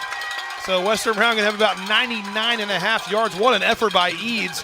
He saw some room up the middle, and Spalding and a couple other Broncos closed in on him, and he tried to reach the ball, but just couldn't quite get it there, and it's going to be a turnover on downs. Yeah, great defensive discipline there. They sit right at the goal line, maybe a yard or two deep. As soon as they see Eads tuck that ball, both players fly up, converge at the right time, hit him right about the 2-yard line, spin him in the air, and keep him shy of that goal line. Man, Eads, the senior quarterback, putting the body on the line there. He's going to feel that one in the morning. He tried everything he could do to get it across the goal line, just couldn't get there. So another big stop by the Western Brown defense. It'll be 1st and 10. It says the 1-yard line, but I don't even think it's at the 1. I mean, it is barely past that goal line. So Western Brown going to have some work to do here to give themselves a little breathing room off that goal line. They're going to go empty set. Bradford takes a snap, and now referees blow it dead. And another timeout from Batavia. So we're going to take a short break. We'll be right back on 99.5 The Edge and Good Guys Radio TV. Hey, sports fan! Did you know the OHSAA is among the national leaders in social media? Check out the OHSAA's social media platforms for news, tournament information, accomplishments, helpful links, and all the items available in the fan guide, including photos, DVDs, and publications. Check out OHSAA Sports on Twitter, Facebook, Snapchat, and Instagram. And who knows, you may be the next featured face. C103, 99.5 The Edge and Good Guys Radio TV are your source for everything local. From Shack basketball Shot by Osborne, party on the buzzer! Wow. to Shack baseball. Wells is going to try. He makes it. He's safe. Western Brown football. Throws it towards the end zone, and it's complete. To Shack volleyball. Hatton for the kill. It's good. Local fairs, festivals, and more. Ire to the finish line. Crosses the line to get the victory. Never miss a moment with C103, 99.5 The Edge and Good Guys Radio TV. Inside the 30-yard line of the Broncos, and that defense held strong. Same formation here from Western Brown, empty set. Bradford in the shotgun in the middle of his own end zone. Takes the snap, looking over the middle. He's going to throw it deep over towards the sideline, trying to get it to Harmon, and airmailed it, and a penalty flag flies out here late as the middle judge there and the referee right behind the defensive line threw a penalty flag late. Pass was incomplete to Harmon. We'll check the penalty. Flag sitting right about the 11-yard line. Not sure if it was some kind of illegal contact maybe. And it's going to be a personal foul. It looks like a face mask signal going against Batavia, so that's going to give Western Brown some breathing room off that goal line. The personal foul penalty going against the Bulldogs. May have been hands to the face call there as he kind of signaled to the side of the head. So that's going to take either way, first down for the Broncos. That's going to take them all the way up to the 16-yard line. So, again, some major breathing room for Western Brown as they were right on that goal line trying to get through there. But the personal foul penalty puts them up past the 15 and kind of out of the shadow of their own goalpost. But it'll be 1st and 10 now after the penalty. Trying to get it to Harmon again. They've had a couple of chances at some deep connections to Harmon. They've got one here on this close sideline to us earlier in the game in the first quarter. Haven't been able to reconnect since. This time Morgan will line up off the right side of Bradford. Nichols on the right, three receivers out on the left. Bradford takes a snap, looking to throw, has plenty of time. He's going to throw it over the middle, trying to get it, and the pass is broken up. Good coverage there on the back end for Batavia by number 3, Andrew Manns. That pass was intended for Valdez, and I think luckily for Western Brown, falls incomplete. Could have been an interception. Yeah, it was underthrown. Mann's able to step underneath. Valdez had to play defense there. Maybe it was the reason that wasn't intercepted. Western Brown fortunate. So it'll be 2nd and 10 after the incompletion. 5:51 to go. Clock stops on the incompletion here. This has been a long third quarter. A lot of stoppages, a lot of penalties, a lot of things going on that have kind of timeouts have kind of slowed the pace of this one down after that first quarter. Empty set here for Western Brown. Bradford takes the snap. Good protection again. He's going to throw it over the middle, trying to get it to Harmon, and again, just about 2 steps over his head. Harmon has had 2 or 3 chances to house one from a long distance away and just can't quite get on the same page with Bradford there. It'll be 3rd down and 10. Yeah, Harmon, we know he has that elite speed, able to take the top off of the defense at any given moment. He's done it several times already tonight, but just not on the same page with those throws with Bradford. Been overthrown a few times. So it's going to be 3rd down and 10 now from the 16-yard line after the personal foul penalty. Batavia trying to come up with another big 3rd down stop here with 5:46 to go in the first half. Bradford, good protection again. This time he's going to roll out to his right and run, trying to get to the first down yard line. Puts his head down, gets knocked out of bounds into his own sideline. And I believe he's going to have enough for the first down. We'll see where they spot it. But a good run by Bradford on 3rd and long, and that's going to move the chains. Great run from Bradford. Gets everything kind of washing across the field from right to left. Tucks the ball over to that right side. Gets just enough, has to lower the shoulder at the sticks to get across. But what a gutsy run there, as he had a lot of open field in front of him and took a big shot at the end. So needed the 26, gets to the 27, so an 11-yard run there on 3rd and 10 for Bradford. Makes it 1st and 10 for Western Brown. Tight formation this time. They're going to hand it to Morgan. Morgan trying to find some room on that left side, bounce it to the outside. Now a penalty flag flies in. Good run for Morgan, but I think this one's coming back. Yeah, it came right about the line of scrimmage. I think we are getting a face mask call, or no, they are signaling holding on the offense. I think that far referee said he got kind of inside the collar of the jersey. So that's going to bring the flag out. So negates a pretty good run. Would have been about 8 yards from Morgan on first down, but instead it's going to back him up. And it's going to be all the way back to about where they started the last drive, or the last set of downs. So, again, kind of just some back and forth on penalties and, tackle for loss and sacks and some different things. Both offenses kind of trying to figure it out here in the second quarter. Bradford takes the empty snap. Looking to his left, wants to throw that way now. Tucks it back down, gets out of a tackle. Is going to throw it late over the middle, and a nice catch by Valdez. Went up high and caught that one. Good coverage on the back end by 21, Englert. And good news, he's back in there after the earlier injury, but a nice catch by Valdez will get some of the yards back, make it second and manageable. Engler in great coverage there, but Valdez just does a good job high pointing that ball, bringing it down, strong hands, brings it right to his body to protect it as he goes to the ground. So a 15-yard completion will make it 2nd down and 5 now from the 32. Bradford empty set, 3 on the right, 2 on the left. Tries a hard count, no one jumps, still 16 seconds on the play clock. Now checks the sideline to Coach Osborne. Coach Osborne signaling the play in. 2nd and 5 from the 32. 4:22 to go in this first half. Bradford throws it over back to the left side, and a little too high that time for Valdez. Tried to get it, was hit right away as the ball got to him, and it falls incomplete. It's going to bring up a 3rd down. Went back to that tunnel screen that they've had a little success with, but it hasn't worked as well this season as it has in the past years. Offensive line kind of sets, releases to that second level. Valdez hit immediately as soon as that ball touched his hands. Now 3rd and medium. So another chance in a 3rd down conversion here for the Western Brown offense. Batavia trying to force a 4th down decision from the Broncos in their own territory. Empty set again. Bradford in the shotgun right about the 25-yard line, ready for the snap. Takes it, looking over the middle. Has some pressure, now rolls out to his right. It's going to throw it late.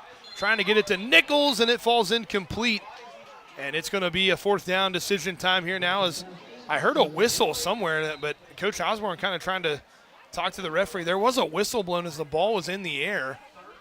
I believe it's kind of hard to hear with our headsets on, but I'm 99% sure I heard a whistle. And now the referees are going to kind of huddle up. The pass was intended for Nichols, as falls incomplete. And we'll see what they decide to do here. Referees huddling up here. So they replace the ball back on the right hash. So it looks like they're going to replay it as 3rd down. So there was a whistle blown. Again, I'm not sure what referee it came from or where it was, but the pass was intended for Nichols, incomplete. So I think they're going to kind of replay 3rd down here after the inadvertent whistle. So 3rd and 5 with 4:11 to go. This time a little bit different formation from Western Brown. They're going to hand it to Morgan. Morgan bounces it out to the right, trying to get to the line of gains. Not going to get there. It does go forward for about 3 yards, maybe 2. It's going to bring up a 4th down situation. Yeah, kind of a tough spot. Not in great field position, but 4th and about 3 for Coach Osborne. Decision time. Do you choose to flip the field with about 3.5 minutes left at the time you snap this? It's got the offense still out there on the field. So it's going to be 4th down and 3 from the 34. Harmon and Valdez out to the left, and now Coach Osborne calling in the play from the side. 12 seconds on the play clock, and they might just let this thing run down and they do have a timeout left. And it looks like that's what they're going to do. Coach Osborne going to let it run down and take a timeout here and discuss what they're going to do on 4th down. So Coach Osborne takes the timeout, and it'll be 4th down and 3 coming up. We'll take a short break. We'll be right back on 99.5 The Edge and Good Guys Radio TV. Your plan is ready. It's time to build.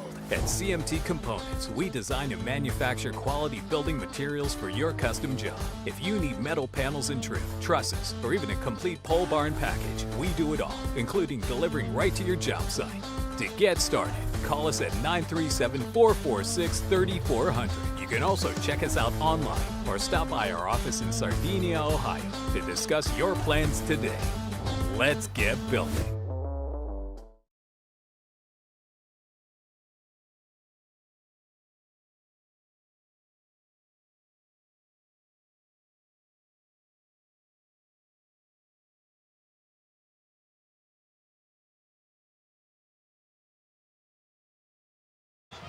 Welcome back in here after the timeout. And now Aiden Jetter trots out for Western Brown. So it looks like Coach Osborne going to like to punt it away. I think maybe a little closer to midfield, you see him go for it. But the way their defense has been playing, backed up in their own territory, they're just going to punt this thing away. And like you said, try to flip the field. A little under 3.5 minutes to go. Batavia's out of timeout. So Western Brown playing the field position game here. Jetter, left-footed boot is going to fly and bounce around the 30-yard line. And it takes a nice Western Brown roll as Eubanks let it go on past him, didn't try to scoop it up. And that thing goes all the way down to about the 10-yard line. So a really good punt from Jetter. Didn't get very high in the air, but a nice roll after the punt.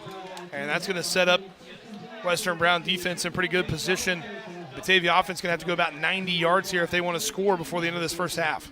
Yeah, really good punt. Eubanks elected to not pick that up on the roll, and we've seen Jetter have some great rolls so far this season. Kind of gets that sideways spin on the ball as it's going down the field. So it'll be 1st and 10 from the 10. 3:12 to go here in this first half. Again, remember, coming up at the half, it's the Health Source of Ohio halftime report. We'll break down the first half and get you set to get back to action. Western Brown still leads 7-0. Eads takes the snap, fakes the throw out to his left. Now he's going to run it. They're able to bring him down, but Eads does go forward for, I think, a couple of yards to avoid the sack. And bad news for Batavia as Eads is quite slow to get up holding that right leg. So I think that's Eads, or maybe it was a blocker out front. They're on the far side of the field. It's hard to see, but he did not get up, whoever that was, after that tackle. And bad news for the Batavia Bulldogs as I think their quarterback is down there. Trainer's out immediately, so hopefully he's going to be okay. It looks like they're looking at that right leg area. But again, Western Brown, he gets 2 yards. It'll be up to the 12 as he's up to his feet, and they're going to help him off the field, so that's good news. But for the time being, if that is Eads, they're going to have somebody else take the snap on this play. But Western Brown, 3 minutes ago, trying to come up with another stop on defense here. Yeah, another good play. Carter Saylor getting in there quick, not able to bring him down for the loss, but a really short gain there on that first down play. And, defensively, you got to be happy with this field position. You just flipped the field almost completely. You started that last drive on your own 1 yard line and flipped it all the way to the opposite 10. So that was not Eads. Eads is still in the game.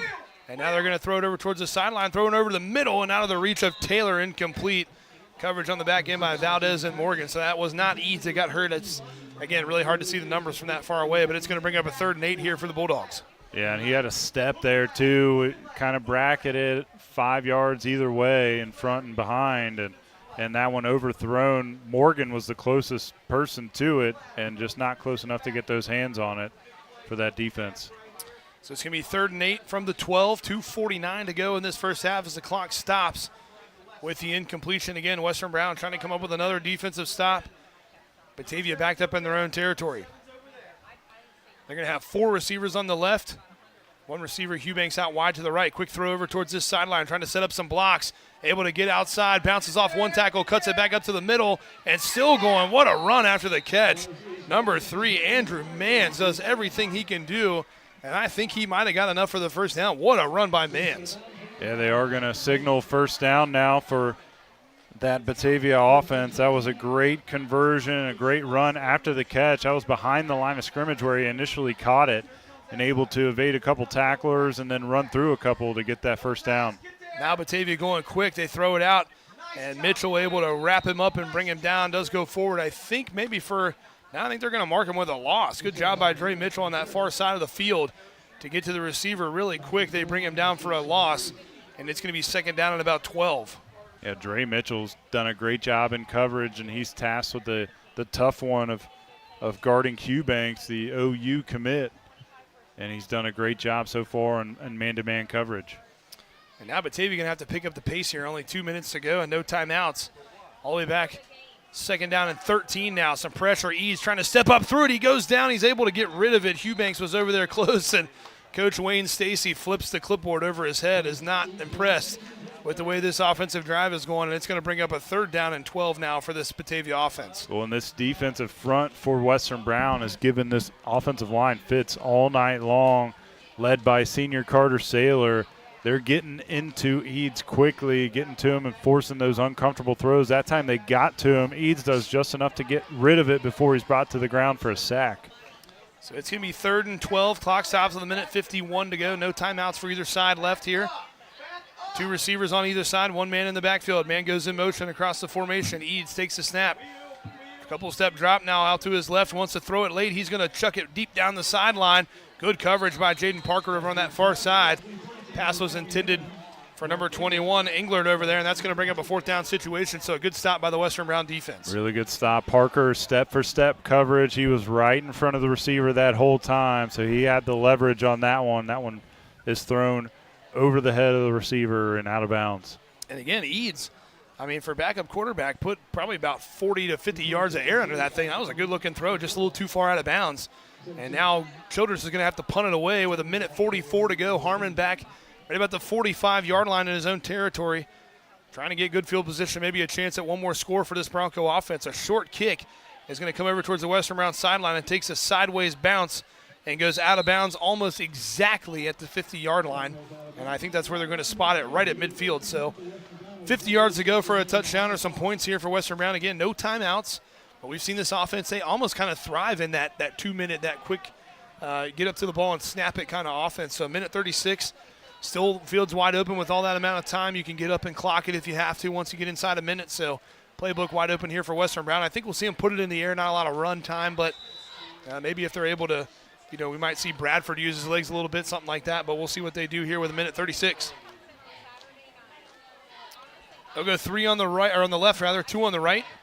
Bradford in the shotgun on the 44-yard line, ready for the snap. Takes it, looking to his left, has pretty good protection. Now rolls out, wants to throw it late, and a flag comes in, spins out of another tackler as Bradford's going to run it. Takes a big hit, gets out of bounds, but I think this is going to be a holding call going against Western Brown.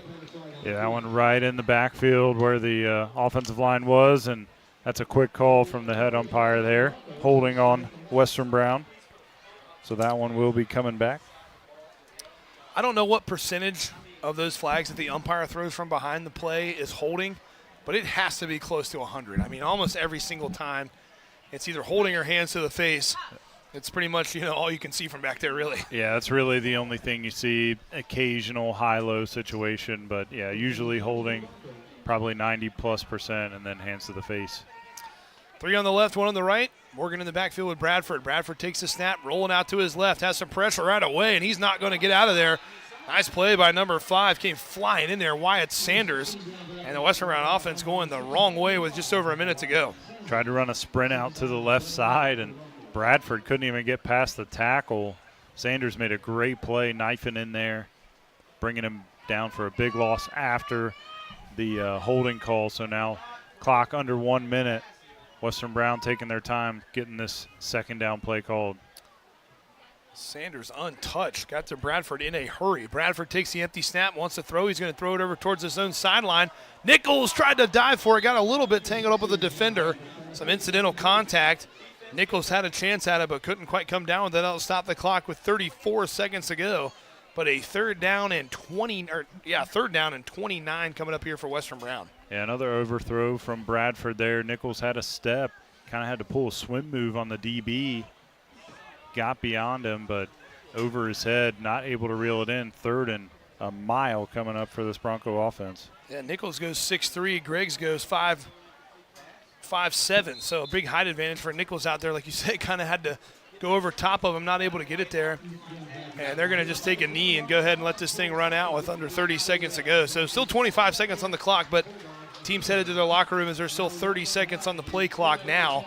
So they're just going to go ahead and take it to the half with a 7-0 lead. So the offenses stall out there in the second quarter, not able to get much going. defensive battle here so far in this one. Western Brown leads at halftime 7-0. We will take a break, and we'll be back with our Health Source of Ohio halftime report right after this on 99.5 The Edge and Good Guys Radio TV. Gotcha. Southern State Community College celebrates 50 years of educating our community. From humble beginnings, Southern State has evolved to become a cornerstone of accessible education, offering flexible learning that includes a growing number of online classes and fully online programs. Southern State Community College empowers you to succeed quickly with a very affordable tuition rate when compared to many four-year institutions. Call 800-628-7722 or apply online at sscc.edu. Trying to find a durable new look for your retail office, house, garage, or new barn dominium? Higgins Steel Roofing and Siding has added 2 new profiles within the past year that would make great options. A heavier 26-gauge metal board and batten with several colors to choose from adds a fresh new look to any project regardless of size. Or come in and check out our new options for standing seam. If it's steel roofing and siding, it comes from Higgins. Located in Hillsboro and Jackson, Higgins Steel Roofing and Siding, family owned and operated since 1958. What we believe matters because it shapes who we are. At First State Bank, we believe in rural communities. We have since our start in 1884. We're proud of where we come from. And while others have come and gone, we've remained because standing by the folks you believe in is what a real local bank does. First State Bank, built on belief.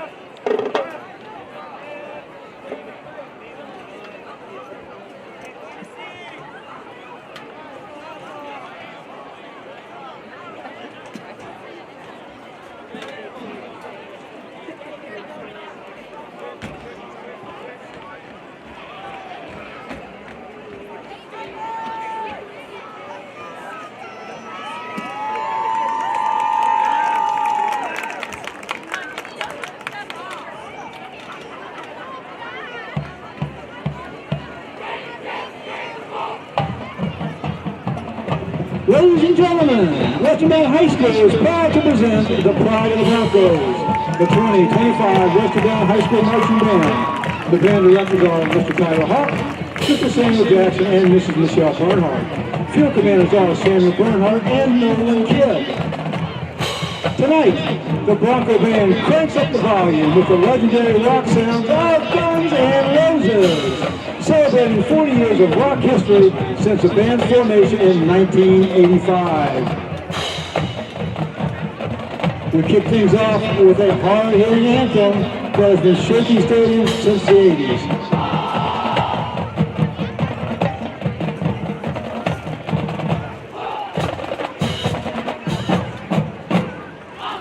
Welcome to the jungle.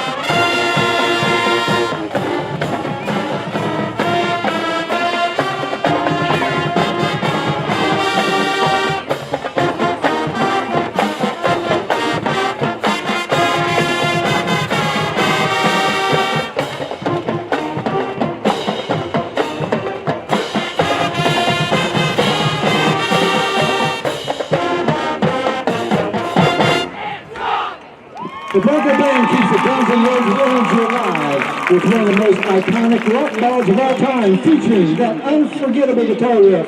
Here's Sweet Child of Mine.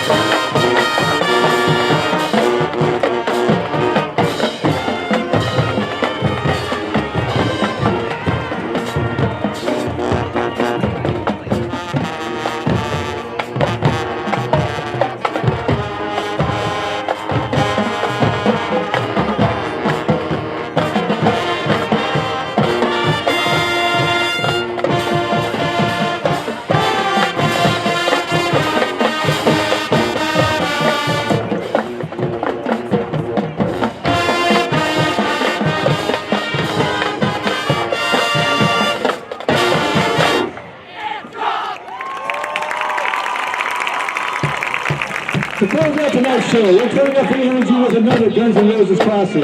Get ready for some moves as the Bronco Band jams out to our final Guns N' Roses classic, Paradise City.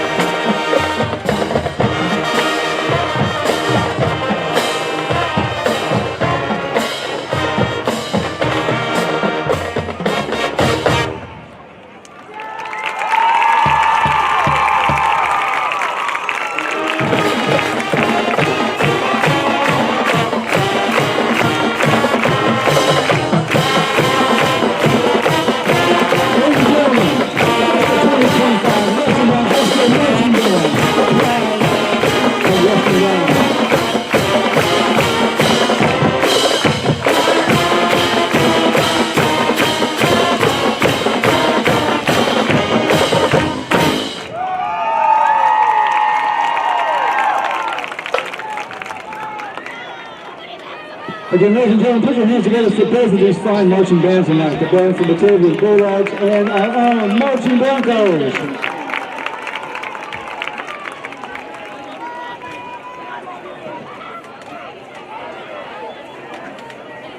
Finding that missing shin guard, remembering whether it's a home or away game, getting the right kid to the right playing field on the right day. Why are simple things sometimes so complicated? Thankfully, with auto owners, insurance doesn't have to be one of them. We work with independent agents who keep insurance simple so you can worry about more important things, like not being that fan. Oh, come on, ref. That's simple human sense. Your local auto owner's agent is Cooper Tarvin Insurance. Call 513-752-9960 or visit ctinsurance.net. One pass breakup. They do have 3 penalties for 27 yards.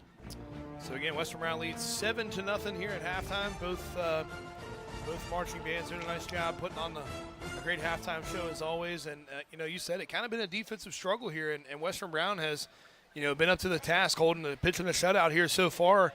And we talked with Coach Osborne in our weekly interview. He talked about what it means to get Spalding and Saylor back. Spalding almost comes away with that interception. Has had a couple other plays. And then Saylor has had a huge impact here tonight. Looks like he's, getting the legs back under him his second game.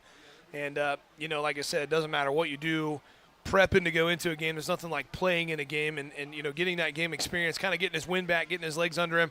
And, man, he has been all over Eads here so far tonight, creating all kinds of problems. And I think, Coach Wilson and Coach Osborne and the rest of that defensive staff have to be pretty happy with the way that first half went.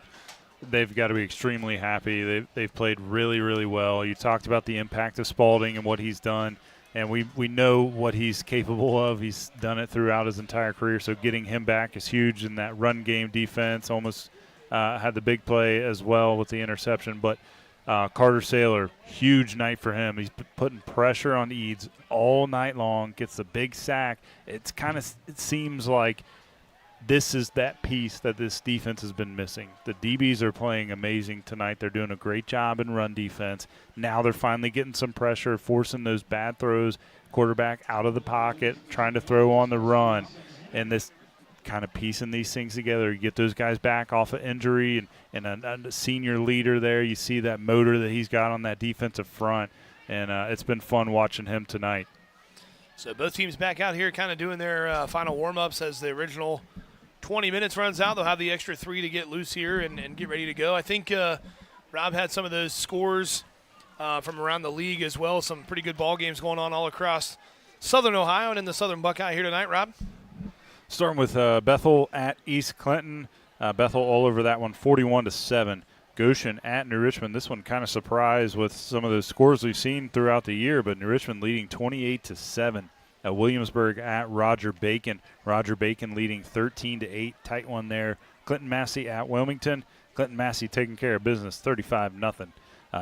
Now moving on to the GCL. Moeller at Elder in the pit. Elder leading 15-13 at the half. Roncalli, Indiana at LaSalle. LaSalle leading 14-0. Louisville Trinity at St. X. St. X up 17-7. Lakota West at Coleraine. Lakota West up 24-7. Mason at Fairfield. Fairfield up 7-0. Lakota East at Middletown. The Middies up 7-3 in that one. Oak Hills at Sycamore. Oak Hills all over that, 28-0. West Claremont at Walnut Hills. Walnut Hills up 20-0. Kings at Little Miami. Kings up 21-0. Lebanon at Milford. Lebanon up 14-6. Tight one there. Anderson at Turpin, another good one, 23-16. Anderson leading. And Loveland at Winton Woods. Winton Woods up 9-3 in that ball game. Man, Clinton Massey, that freight train just keeps rolling. That's a good Wilmington team up there, and they are, like you said, up 35-0 over Wilmington early in that one. So still have Clinton Massey coming up. I think we go to New Richmond next week. And, like you said, not taking anything away from New Richmond, but a little bit of a surprise as Goshen has been, kind of taking care of business. Only one loss on the season so far, kind of steamrolled these Bulldogs last week. And New Richmond taking care of business, and that should be another good matchup next week for the Broncos. But we got the second half of this one coming up here in about 1 minute as, again, Batavia received that initial opening kickoff. So Western Brown will have the ball on offense to start this third quarter. And, again, I think kind of a little bit of a slow quarter there in the second quarter. Kind of, we were kind of talking there at the break. Just a lot of back and forth, some negative plays, some penalties. Both teams, I think, used all 3 of their timeouts in that second quarter. So I think there was a one sequence there where Coach Stacy called a timeout, then Coach Osborne called a timeout on the next, before the next snap could even be played. So some little bit of back and forth here. But, I think this is a really good ball game here. And, again, that Western Brown defense, it just seems like each week, they had a great first half last week. We'll see if they're able to do that in the second half here this week. But it seems like they're playing with a lot of confidence, really flying to the ball on the backside, getting a lot of pressure on Eads and making him uncomfortable. They played a really nice first half. Yeah, and it really starts with those DBs. They're playing a great game so far in coverage, not letting anything get beyond them, keeping that umbrella. But as soon as that ball leaves Eads' hands, they are flying up, meeting the receiver, and batting a lot of those balls away or getting those short yardage tackles and allowing, with the great coverage, comes the great pass rush too. You give those guys plenty of time, they're going to get back there, and they're going to force some bad throws from Eads. So Batavia ready to kick it off. Craig Lyman, Rob Bowman here with you. Lily Randolph back in the studio. Brandon Rigdon up top on the camera for Good Guys Radio TV. Thanks for everything they're doing behind the scenes for us here tonight. And Childress is going to kick it away. 2 men back deep for the Broncos. Line drive kick is going to be fielded on the fly by Justin Morgan over on the far side. That one was 86 miles an hour. Morgan coming back this way, has some room, picks up a block. Morgan has 1 man to beat. It's the kicker, and Childress is able to run him down, but a great return all the way down inside their own territory, all the way down past the 45-yard line, and Justin Morgan puts the Broncos in great field position here to start this first drive. Great return, great blocking out in front for Morgan as well, able to kind of slow up a little bit initially. Once he saw that gap, boom, he's gone. Crosses the 50-yard line. Excellent field position here to start this first half for this Bronco offense. By the way, those mile per hour on the kicks is exactly precise. I can, I did some calculation now, but Childress has kicked a couple of those, just kind of a low line drive, and I think that one almost caught Morgan. He didn't have a chance. He didn't have any time to react. That's like a third baseman catching a line drive in a baseball game. But again, great return all the way down, almost to the 40. So great field position for Western Brown on their first offensive possession here, leading 7-0. They're headed from left to right on your radio dial here in this third quarter. Hand off to Morgan. Has a little bit of room on the left side there. He goes back in his way again, but stood up by Antoine Dabo. And that's going to go forward for about a yard or two. He's going to bring up second long here for Western Brown. Well, you talked about returning punts early on in the game. I don't know if I'd rather take a chance fielding one of those or one of those knuckleball kickoffs. That was pretty impressive from Morgan. Just reels that in and takes it about 50 yards the other way. Yeah, if you're not watching on Good Guys, I mean, that thing never got more than 15 feet off the ground, and it was on Morgan in a hurry, which I think kind of benefited Western Brown, gave him time to set up some blocks, and Morgan had some room to run, and he took advantage of it. Second down and 8 after the 2-yard gain on first down. They're going to hand it to Morgan again, trying to bounce it out to the left. Now cuts it back up the middle, falls forward for a couple more, maybe one more yard. And the Batavia defense, rather, a couple of nice stops here, is going to bring up a third, and looks to be about 6 for Western Brown. You kind of get to see where Coach Osborne's head is at in this game right now. He's still relying on that run game early on in the second half. Even with the great field position to start the series, you see some coaches get a little greedy. They want to take a shot early. All right, we got great field position. Let's throw one deep. But he's comfortable just keeping it on the ground now. Third and medium coming up. And again, in positive territory, I would say 99 out of 100 times, Coach Osborne, this is 2-down territory here, unless you have a big loss here on a sack or a bad snap or something like that. Man goes in motion across the formation, and now penalty flags fly out, as I think that was Valdez. Got started a little bit early down here on the bottom side of the offense. That's going to be a false start going against Western Brown, so it's going to back them up 5, and it's going to make it a 3rd down and 11 now. So a little bit longer to go here on 3rd down, and I had to open my mouth on the lost yardage, the old broadcaster curse there. Yeah, and that one might change this play up a little bit for Coach O's. Now they don't potentially have to get those full 11 back, but if he's looking at it, they got to get to those sticks just around that 30-yard line. And with the way their defense has been playing, I mean, I think he's going to be ultra aggressive in this second half on 4th downs, outside of being way back in their own territory. Bradford's going to throw it, trying to get it to Harmon again. Harmon has to adjust back to it, and it actually was tipped and bounced off his helmet and goes straight up in the air right around the 10-yard line, falls to the turf, incomplete. So it's going to be a 4th down and 11 here now, and 4th and long to go right around midfield. Again, we'll see what Coach Osborne decides to do. Yeah, Harmon again with another step there, but that one underthrown and bounced right off his helmet, went through the hands of the DBs. He tried to get something on it. That was Bryson Greggs, a freshman on the coverage, was able to close it down and got just enough in the way of Harmon to disrupt the throw and make it be incomplete. Bradford, they're going to go for it on 4th and 11. Bradford takes a snap, goes up the middle, throws it late, got contacted, and that one's going to be intercepted. A little bit of a miscommunication there, and that's going to be number 21, Mark Englert for the Batavia Bulldogs. Comes away with the interception on our first turnover of the game, and Western Brown goes for it on 4th down, and, not quite as far as a punt, but a turnover nonetheless, and Batavia gets a big stop on defense. Yeah, big stop for them as Western Brown had that big kickoff return, but able to kind of force a 4 and out there, get off the field with the interception. Not the best field position for them on their own 24-yard line, but they'll be happy to have it here. So it's going to be 1st and 10 from the 24. This time they're going to have Taylor in the shotgun taking the snaps, and the ball goes over his head, still bouncing around, and Taylor dives on it, but a huge loss. So from the 24 all the way back inside the 5-yard line, Taylor saves a touchdown for the Broncos, but a big, big loss, and it is going to be 2nd and a mile to go here for the Bulldogs. Yeah, and the Bronco front was in there quick enough, too. Didn't give him time to pick that up and run with it. Just had to fall on top of it, maintain possession for his team. But like you said, a big hole to dig out of here. So it is going to be 2nd down and 31, they'll call it, from the 4-yard line. So a big loss as that snap went way over the head of Taylor, and he did everything he could to just run it down. 9:15 to go in the 3rd. Batavia trying to get some of these lost yards back on 2nd down. Quick throw out to the left, and it's going to be out of the reach and incomplete. Intended target was number 12, Jalen Lowe, and that's going to bring up 3rd down and 31 for the Batavia offense. Yeah, nothing going there anyway. It wasn't a lot of room. He leads the receiver a little bit too much, but I think Western had that one covered up pretty well. So it's going to be 3rd and long here. Its clock stops with 9:08 to go in the 3rd, and Western Brown going to try to get another stop defensively as Batavia just trying to avoid a turnover here all the way down, way back in their own territory now after the bad snap.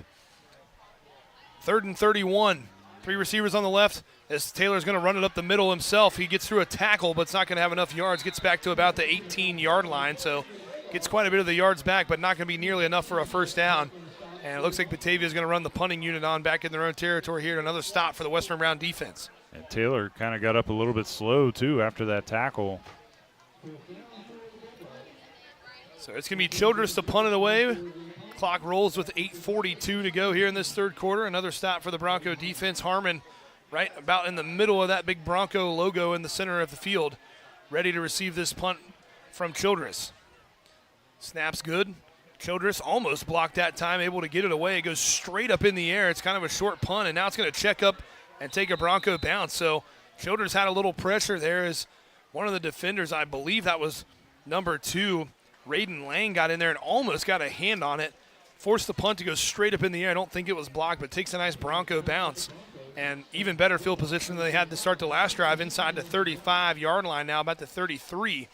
So Western Brown not only gets a stop, but has great field position for their next drive. Yeah, really good field position. That huge checkup on that ball. And a good roll for Western Brown.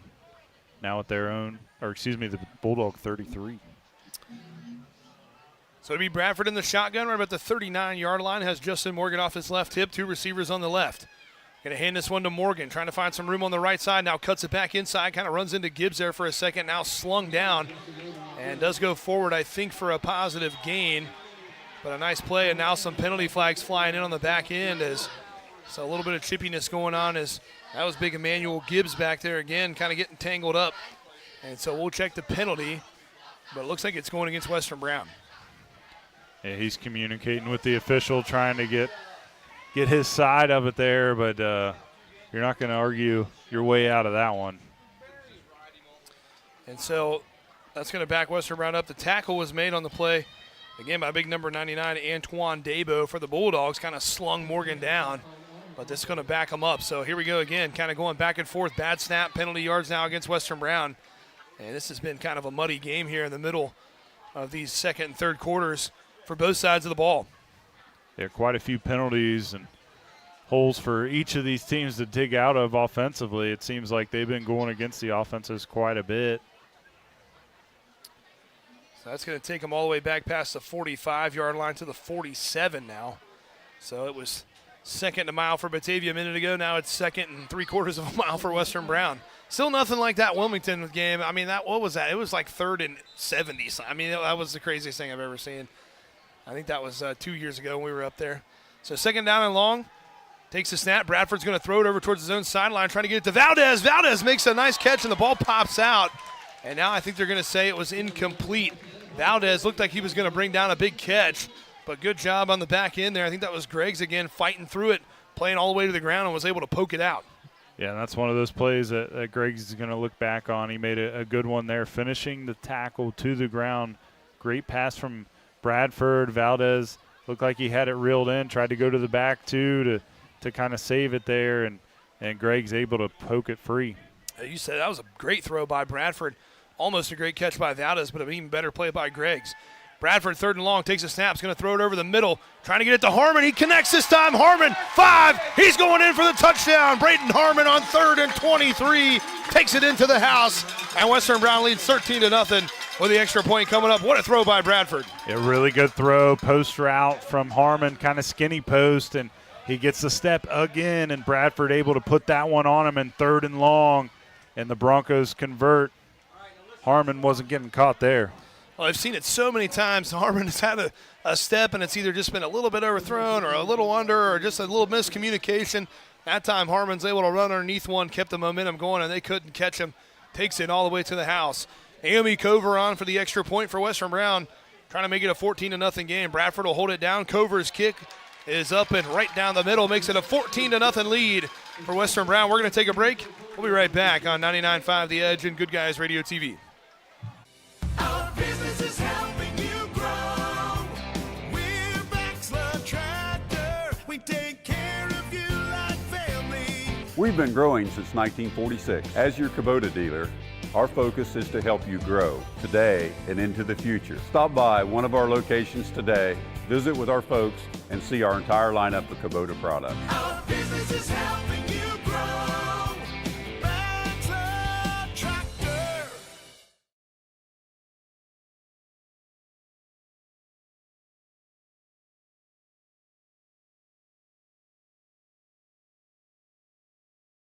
Welcome back in here. Harmon connects with Bradford for the long touchdown to make it 14-0 in favor of Western Brown. Rob, we were talking there. They've had that 3 or 4 or 5 times where they've been just a millimeter off, and that time Harmon's able to take it to the house. Yeah, just the play before, Valdez had it poked free, and then Harmon gets that step on that skinny post route inside, able to reel it in, and full stride. Bradford put a good ball on him.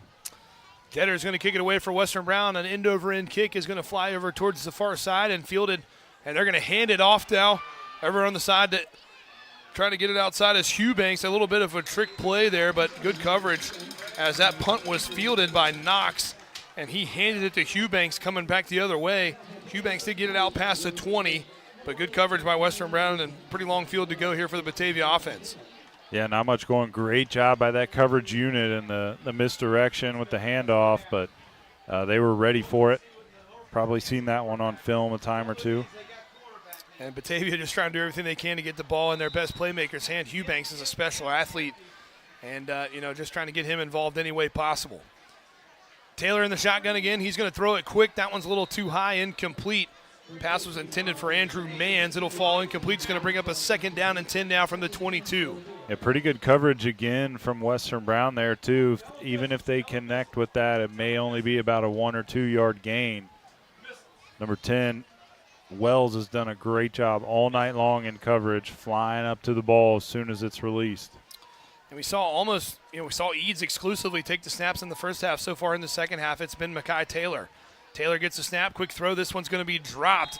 Had a receiver, and actually that might be Eads playing receiver now. I think that's number 6, Bryce Eads. It falls incomplete. That's going to bring up a 3rd down and 10. Yeah, they just flip positions there in that slot. Tries to run a slant route, and that one put right on his numbers, but that one falls to the turf as Western makes a couple changes here now on 3rd and long. Yeah, and Eads is not listed as a quarterback on the roster. He's listed as a wide receiver DB. Makai Taylor is listed as a quarterback. Taylor's going to run this one, trying to get off that right side, and big Ty Spalding comes flying in there and brings him down. He's not going to have nearly enough for the first down. Does get some positive yards, but Coach Stacy down 14-0 in his own territory. going to have to make a decision here on 4th and 5. That's what they did last time in that third and a mile situation. Just put it in Taylor's hands, tried to get it on the ground. And now 4th and medium, as it looks like they're going to go for it here. A little bit of a jump there on the defensive line, but didn't get into that neutral zone. And now Taylor checking the sideline. Coach Stacy trying to get the play called in. 13 seconds still on the play clock. 4th and 5, 7 minutes to go in the third. They're going to punt it away. Taylor, the left-footed punter, pooches it down inside the 40, takes a little bit of a roll, now rolls back for Western Brown. Kind of did a little U-turn there, but nice little punt there to flip the field from Taylor, the left-footed kicker. The quarterback now puts it on the 36-yard line, and the Western Brown offense trotting back out. But again, that Western Brown defense, a couple of throws there from Taylor were pretty good, especially that little slant route could have been probably a 6 or maybe 8-yard completion, but it's dropped. And Western Brown defense takes advantage of it, and they're able to force another punt. Yeah, defense looked really good tonight. Coach Wilson has to be extremely happy with how they've performed and all the different situations and things that have been thrown at them. Again, we talk about that series going back in the first half where they had the ball inside their own territory, and Batavia had 2 full sets of down chances to go for it and get it, and they held them out of the end zone.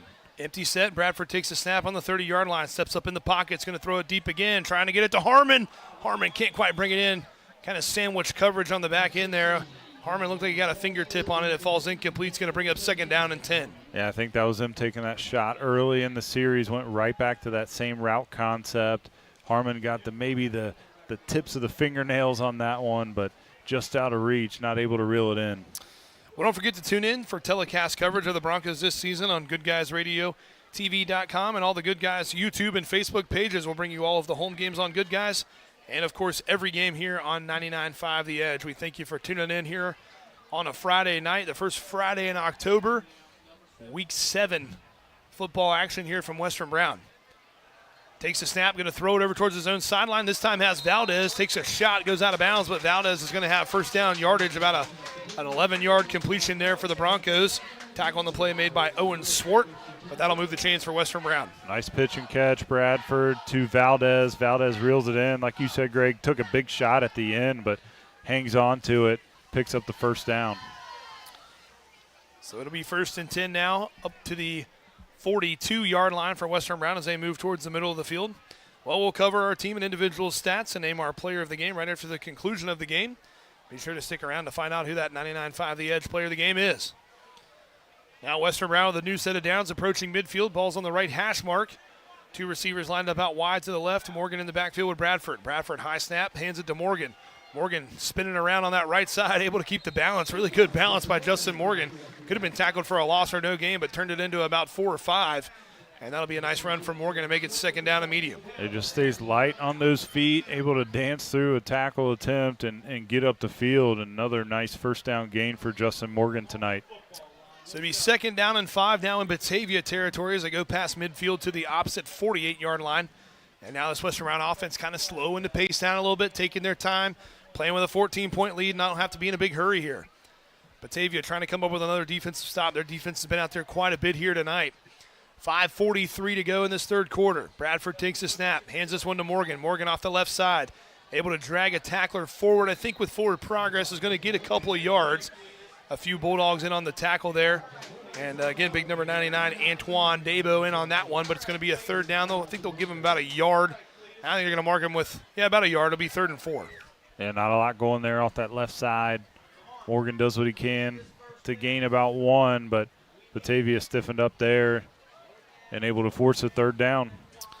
So it will be 3rd and 4. They give him up to about we'll call it the 47.5-yard line there. 5 minutes to go in this third quarter. 3 receivers on the left, 2 on the right. Bradford takes a snap, throwing to his right. Has it complete to Nichols. Nichols slips out of a tackle and goes out of bounds. Tiptoed the sideline as long as he could, but that's going to be plenty enough yards for the first down, and that'll move the chains for Western Brown. Another nice throw and catch to Zayden Nichols. Yeah, it was. He caught the ball, able to turn upfield. Looked like he may have been able to break that one free, but just got forced out of bounds, but not after he was able to pick up the first. So Western Brown will have it all the way down to the 34-yard line now, putting together a nice drive here for Western Brown. Trying to put some more points on the board and extend their already 14-0 lead. Morgan in the backfield with Bradford, two receivers on the left. He's going to hand this one to Morgan. Morgan following his blocker, now takes a big shot, falls backwards, and gets some positive yards. Was following big Peyton Day there in the lead blocker. Goes forward for a couple yards, going to bring up second down and long. And not much going there with the lead off that right side. Batavia does a good job stuffing that one. Morgan just enough to gain maybe a yard there on that play. So, yeah, they'll give him a yard up to the 33. Looked like he had maybe couple there, but took that initial contact. Took a little bit of time for that play to develop as it kind of pulled out from the left to the right side. Bradford takes the snap, fakes a handoff. He's going to throw it over the middle. Day's wide open. He's got it. Day's at the 5. Touchdown, Broncos. Peyton Day on the little misdirection, the read pass option. And Peyton Day has another touchdown. And the Broncos extend their lead out now 20-0 with the extra point coming up. That was a great concept. They run the RPO, and Day just flies right down the seam. And Bradford puts it up high over the linebackers. Day able to reel it in and scamper to the end zone untouched. So Western Brown turns another stop in the punt into some more points, and Naomi Cover is going to be on to kick another extra point, trying to make it a 21-0 lead. It has been all Western Brown here in this third quarter so far. Bradford will hold it down, snaps good, kicks on the way, another good-looking kick from Cover. It's up and good, and that makes it a 21-0 lead for Western Brown. We're going to take a break. We'll be back on 99.5 The Edge and Good Guys Radio TV. Hey, sports fan! Did you know the OHSAA is among the national leaders in social media? Check out the OHSAA's social media platforms for news, tournament information, accomplishments, helpful links, and all the items available in the fan guide, including photos, DVDs, and publications. Check out OHSAA Sports on Twitter, Facebook, Snapchat, and Instagram. And who knows, you may be the next featured face. C103, 99.5 The Edge, and Good Guys Radio TV are your source for everything local. From Shack basketball Shot by Osborne, free on the buzzer! Wow. to Shack baseball. Wells is going to drive. He makes it. He's safe. Western Brown football. Throws it towards the end zone, and it's complete. To Shack volleyball. Hatton for the kill. It's good. Local fairs, festivals, and more. Ire to the finish line. Crosses the line to get the victory. Never miss a moment with C103, 99.5 The Edge, and Good Guys Radio TV. The top, Peyton Day takes it to the house. Yeah, good play call at the right time for Coach Osborne. Been running the ball a lot, pulled all those secondary members up for Batavia, and Day's able to get behind him and bring it in and run to the house untouched. Getter, nice kick, fielded at the 10-yard line, trying to get it back to the other side as Knox cuts it back up the field now. Pretty good coverage down the field, but able to get it out to the 25, and now a penalty flag flies in over here in front of the Western Brown bench. So we'll check the penalty. For now, the ball's on about the 25-yard line, not about the 26 or 27-yard line, but we will check the penalty. So Western Brown defense is pitching a shutout here so far tonight. We've talked about the return of Carter Saylor and Ty Spalding, and this defense is doing a really good job here tonight. 4:06 to go in the third, and they lead this one 21-0. And it's going to be a penalty on Batavia on the return, so that'll bring them back. I mean, kind of saw a Western Brown player hit the deck there. Not sure if it was just, kind of playing after the whistle sort of thing, a late hit or a block in the back. I saw the, Western Brown player kind of slide across the turf, but didn't see how he got knocked down or what happened there. So back him up even more inside the 20 all the way back to about the 15-yard line. So pretty good return for Knox is negated by the penalty. Batavia will go 5 wide here, 3 on the right, 2 on the left. Taylor takes the snap, fakes the throw. He's going to throw it down the field towards the sideline. Has a man behind the defense and can't quite come up with it. That was Greggs, the freshman, over on the far side. And about one step out of the reach of Greggs possibly taking that thing to the house. But it falls incomplete. It'll be 2nd and 10. And Greggs had some room, too. Just let him a little bit too much there. Western had the inside coverage, but that one was thrown to that outside shoulder. Good look from Taylor, but a little bit out of reach. And again, Bryson Greggs, the freshman, goes 5'7", 145. He's had some big plays on the defensive side. He's got a big burst of speed. The freshman got a bright future here for the Bulldogs. Taylor a little bit of trouble, and the ball's on the ground. They're fighting for it. I think Western Brown has it. Taylor had trouble with the snap. No signal yet, and Western Brown's got the football. They come up with another turnover. Number 51 for Western Brown comes out of the pile with it, Raymond Bowman. And Taylor couldn't handle the snap, and Western Brown has it inside the 15-yard line. Yeah, huge opportunity again there. They go up 21. Now the turnover falls in their lap. Excellent field position with the fumble. Unforced error there kind of on Batavia, and Western Brown able to capitalize as Taylor's not able to reel it in. We've seen a couple of those, multiple quarterbacks where it's just, it's not really a bad snap. It's not super high, but I think they were trying to hand that one off, and Taylor just maybe tried to get rid of it a little too soon before it got all the way to him, took his eye off of it for a second, trying to maybe look down the field at the defense or figure out what was going on. But that time, so far, Batavia's been able to fall on a couple of those. That time, Western Brown able to scoop it up. And now they have the ball on the 13-yard line, way down in Batavia territory. Take the snap. They're going to hand it to Morgan. Morgan going off that right side, has some room, steps through, and a nice tackle there by number 4, Robert Knox Jr., but does go forward for some positive yards, going to bring up second down. Decent hole off that right side, but the gap closes quickly as Morgan kind of gets chopped down at the ankles. Short gain, but keeps the clock moving and keeps that marker moving forward as well. So they're going to give him 3 yards up to the 10. It'll be second down and 7. Under 3.5 to go here in the third quarter. Western Brown trying to turn this fumble into some more points and extend their already 21-0 lead. It has been all Broncos here so far in this third quarter. Bradford getting the offense set. 5 seconds on the play clock. Now Morgan will shift over to the other side. Taking it all the way down. High snap. Bradford's able to snag it. Morgan up the middle. Cuts off another tackler. And Justin Morgan's going in for the touchdown. What a move by Justin Morgan in the middle. A little shimmy, and he takes it to the house. Great run. All that hard work tonight for Morgan on the grounds. Finally rewarded with a touchdown. So he makes a nice move there at the line of scrimmage and gets in the end zone for 6. So Justin Morgan punches it in. So now multiple different Broncos with touchdowns. And now it looks like a penalty flag. I'm not sure exactly what the call is. So I think they're going to call it an illegal shift. So all that excitement, and I think it's coming back. No, I think I'm not sure exactly what's going on here. No official. Again, it would, it's nice when we go to those schools that have the PA announcer referee system there. We do not have that here at Western Brown. So it looks like the penalty is going to bring it back. I think it was Peyton Day kind of shifted late. No, I think they're going to go ahead and say that the touchdown stands because Naomi Cover is out there to kick the extra point. So touchdown stands.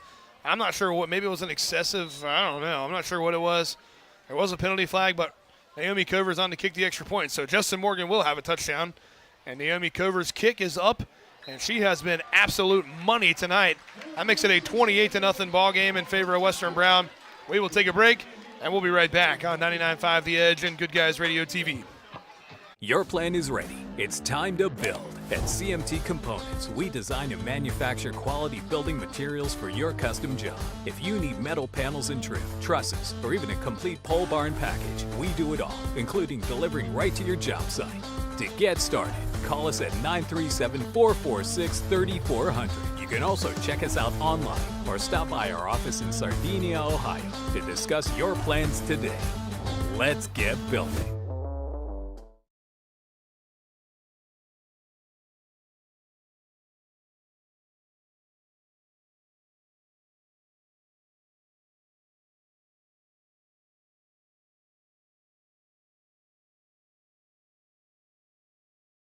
Welcome back in here to Western Brown High School. They have extended their lead out now 28-0. It has been all Western Brown in this third quarter. They turned that fumble into 7 more. And again, reiterate, very impressed. Naomi Cover has done a great job all season long on the extra points. I know she plays on that undefeated ladies soccer team, and man, she absolutely has been money here tonight. 4 for 4 on the night, and Justin Morgan gets his first touchdown. I was looking at some of her soccer stats the other night. She's one of the leaders of that team assist-wise. I think she's a really nice goal scorer as well, so doing a great job for them. So Jetter's going to kick it away, so the penalty is going to be assessed on the kickoff. So he's kicking all the way back from the 25 instead of the 40-yard line now. This one's going to be fielded by Knox right around the 27-yard line, trying to set up some blocks, goes back up the middle. Pretty good coverage again, but out to about the 41-yard line. A couple of Broncos in on the play. I think that's number 20. Albert Canal that came away with the tackle there from the special team. So, but a pretty good field position here for Batavia, playing 21, down 28 points, trying to cut into this Bronco lead. Canal, great tackle there. Flew down the field, excellent form tackle, wrapped up both legs. But Batavia, decent field position with the penalty yards. This is going to be 1st and 10 from the 41. Taylor takes the snap. He's going to run this one all the way. Going up the middle off that right side now. Able to go forward for a couple of yards and gets tackled on the play by Adam Pena. That'll bring up 2nd down and about 6. I'm kind of surprised with the athlete you've got in Eubanks. If this is what you're doing with Taylor back there, why not try it with Eubanks back there? Got a little more top-end speed. But maybe they want to keep him outside for that threat. So it'll be 2nd down and 6 from the 45. We'll cover our game and individual stats and name our player of the game. Right after the conclusion of this, be sure to stick around for that. Fake the handoff. Taylor's going to throw it now, and it's incomplete. Coverage by Nichols. And flags come flying out as I think Nichols might have got there just a little bit too early, or maybe a little jersey tug there as the pass was intended for Jalen Lowe. It falls incomplete, but penalty going against Western Brown. That'll be a pass interference on the Broncos. Move that ball down the field for a 1st down. So that's going to be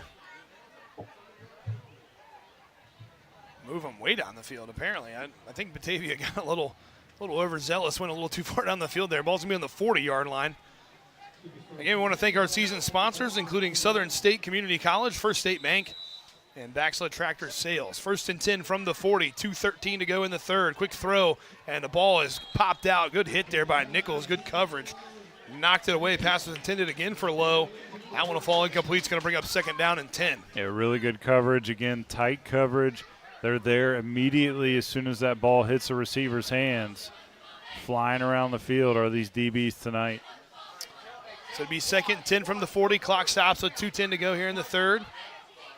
As Taylor has to trot over to the sideline to get the play in, so it takes a little bit more time in between plays. About 15 seconds on the play clock. Taylor takes the snap, looking to his right, has some pressure now, steps up through it and slips and falls. The old turf monster got him there as he's a little slow to get up again. He's kind of taking a little bit of a beating here in this 3rd quarter. Taylor had some room. He was trying to cut back to the right, get away from Carter Saylor. Would have had some room, but slipped and fell, and that's going to bring up a 3rd and long. Yeah, just kind of lost his footing there and a big loss there now. 3rd and long coming up, and this defensive line has to be drooling at this opportunity. Another chance to get in the backfield for another sack. So it'll be 3rd and 13. They're going to hand this one off up the middle, and a big hit. Spalding came flying. Or no, that was Pena again. Pena came flying in there and laid the lumber on number 15, Ken Kelch. And that's going to bring up a 4th and long scenario as that goes for maybe even a short loss, as Pena was shot out of a cannon on that one. Yeah, he flew up to fill that hole. Big hit from Adam Pena.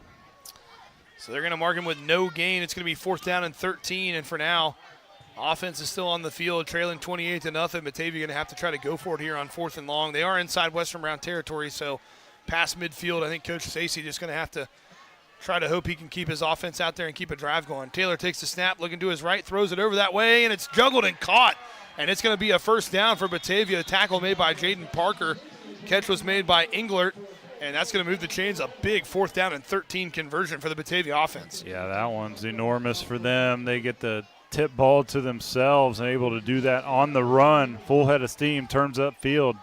Big 1st down now in the red zone. Batavia going quick now with 40 seconds to go. Taylor throws it, bounces off I believe his own player's helmet. Now a penalty flag flies out. And Western Brown players kind of looking around. I think that hit the helmet of his receiver, Jalen Lowe. It's incomplete, but we'll check the penalty. They signaled pass interference again on Western Brown. Taylor threw a BB on that one. Again, I think it bounced off his own player's helmet, but pass interference, and that's going to move the ball down inside the 15-yard line now to, looks to be about the 13 over on that far right hash mark, so it'll be a penalty going against Western Brown. Will help out the Batavia offense, and they're trying to answer and put their first. Now that's going to take it all the way down to the 10. So it's going to be 1st and goal here for the Batavia Bulldogs, trying to cut into this 28-point lead that Western Brown holds. 2 receivers on the left, 1 on the right. Taylor in the shotgun with Kelch. Takes the snap. Some pressure. Steps up through it. Taylor's going to run it. Little juke move around the 7-yard line. Spalding makes the sure-handed tackle, and it'll go forward for a couple of yards. Going to bring up 2nd down and goal. And another opportunity, though, for this defense to kind of bend, not break. Inside the 10-yard line now. 2nd and goal coming up for them. Ty Spalding makes a good open field tackle there on the quarterback. Batavia trying to get one more play in here before the end of this 3rd quarter. 10 seconds to go. Taylor takes the snap, hands it to Kelch. Kelch goes off the right side, has some room. He goes down inside the 5-yard line. Looks to be spot on about the 2. Is going to be 3rd and goal, but that's going to bring us to the end of the 3rd quarter. So Western Brown has a 28-0 lead over the Bulldogs as we go to the 4th quarter. We will take a break, and we'll be right back for 4th quarter action on 99.5 The Edge and Good Guys Radio TV. Southern State Community College celebrates 50 years of educating our community. From humble beginnings, Southern State has evolved to become a cornerstone of accessible education, offering flexible learning that includes a growing number of online classes and fully online programs. Southern State Community College empowers you to succeed quickly with a very affordable tuition rate when compared to many four-year institutions. Call 800-628-7722 or apply online at sscc.edu.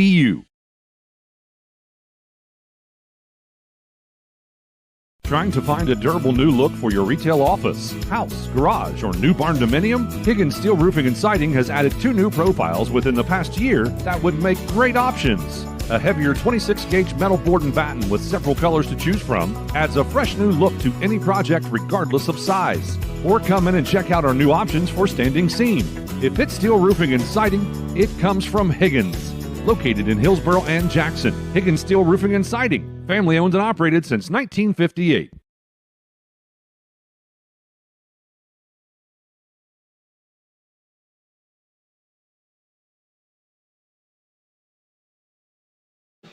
Welcome back in there. Batavia runs the 3rd down and goal play from the 3. They come up just a little bit short. So they're going to spot them on the 2-yard line, it looks like, where it's going to be 4th and goal. Western Brown trying to hold on to that shutout. Batavia trying to put their first points on the board of the night. Taylor in the shotgun. Has Kelch back there with him. Takes the snap. Taylor wants to throw it. Throws it over the middle, and it's knocked down and batted down incomplete. And Taylor takes a shot in the backfield. And that's going to be another turnover on downs as the Western Brown defense gets all the way down inside their own 5-yard line and able to hold the Bulldogs out of the end zone. Great series again to finish on that one. Don't have great field position to start. Batavia does a good job driving down the field, but get to the 10-yard line, and that Bronco defense stands strong, gets another turnover on downs, and gets the ball back to this offense with a 4-score lead. So now Western Brown has the ball back on their own 2-yard line, so just outside of the goal line there. And again, playing with a big lead, I would assume we'll see them kind of go run heavy here and slow the pace down as much as they can. Don't have to be in a hurry at all here. Try to close this thing out. 4th quarter leading 28-0. Bradford takes the snap, hands it to Morgan. Morgan bouncing around, a lot of bodies down there. And gets some breathing room out to about the 6-yard line. So a nice little run by Morgan, maybe out to the 5.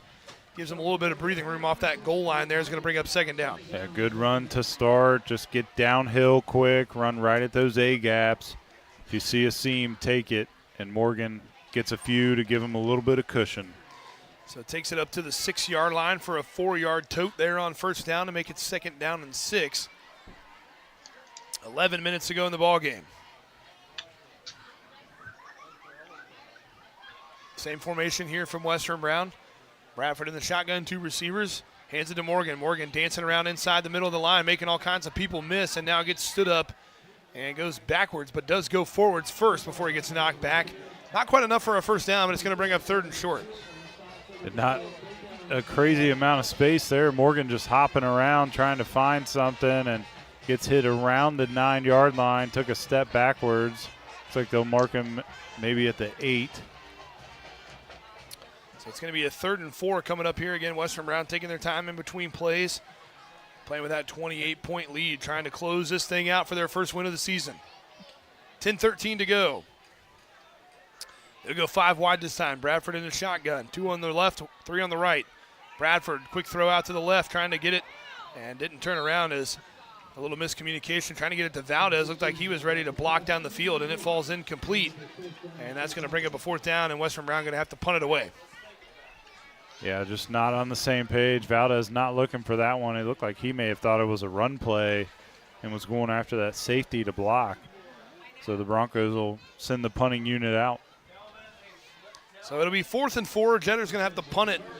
Yeah, he's about 2 steps off the back line of that end zone in his own end zone, so got to hope for a good snap here. Jetter able to get the snap, gets the left-footed kick off, a good-looking kick.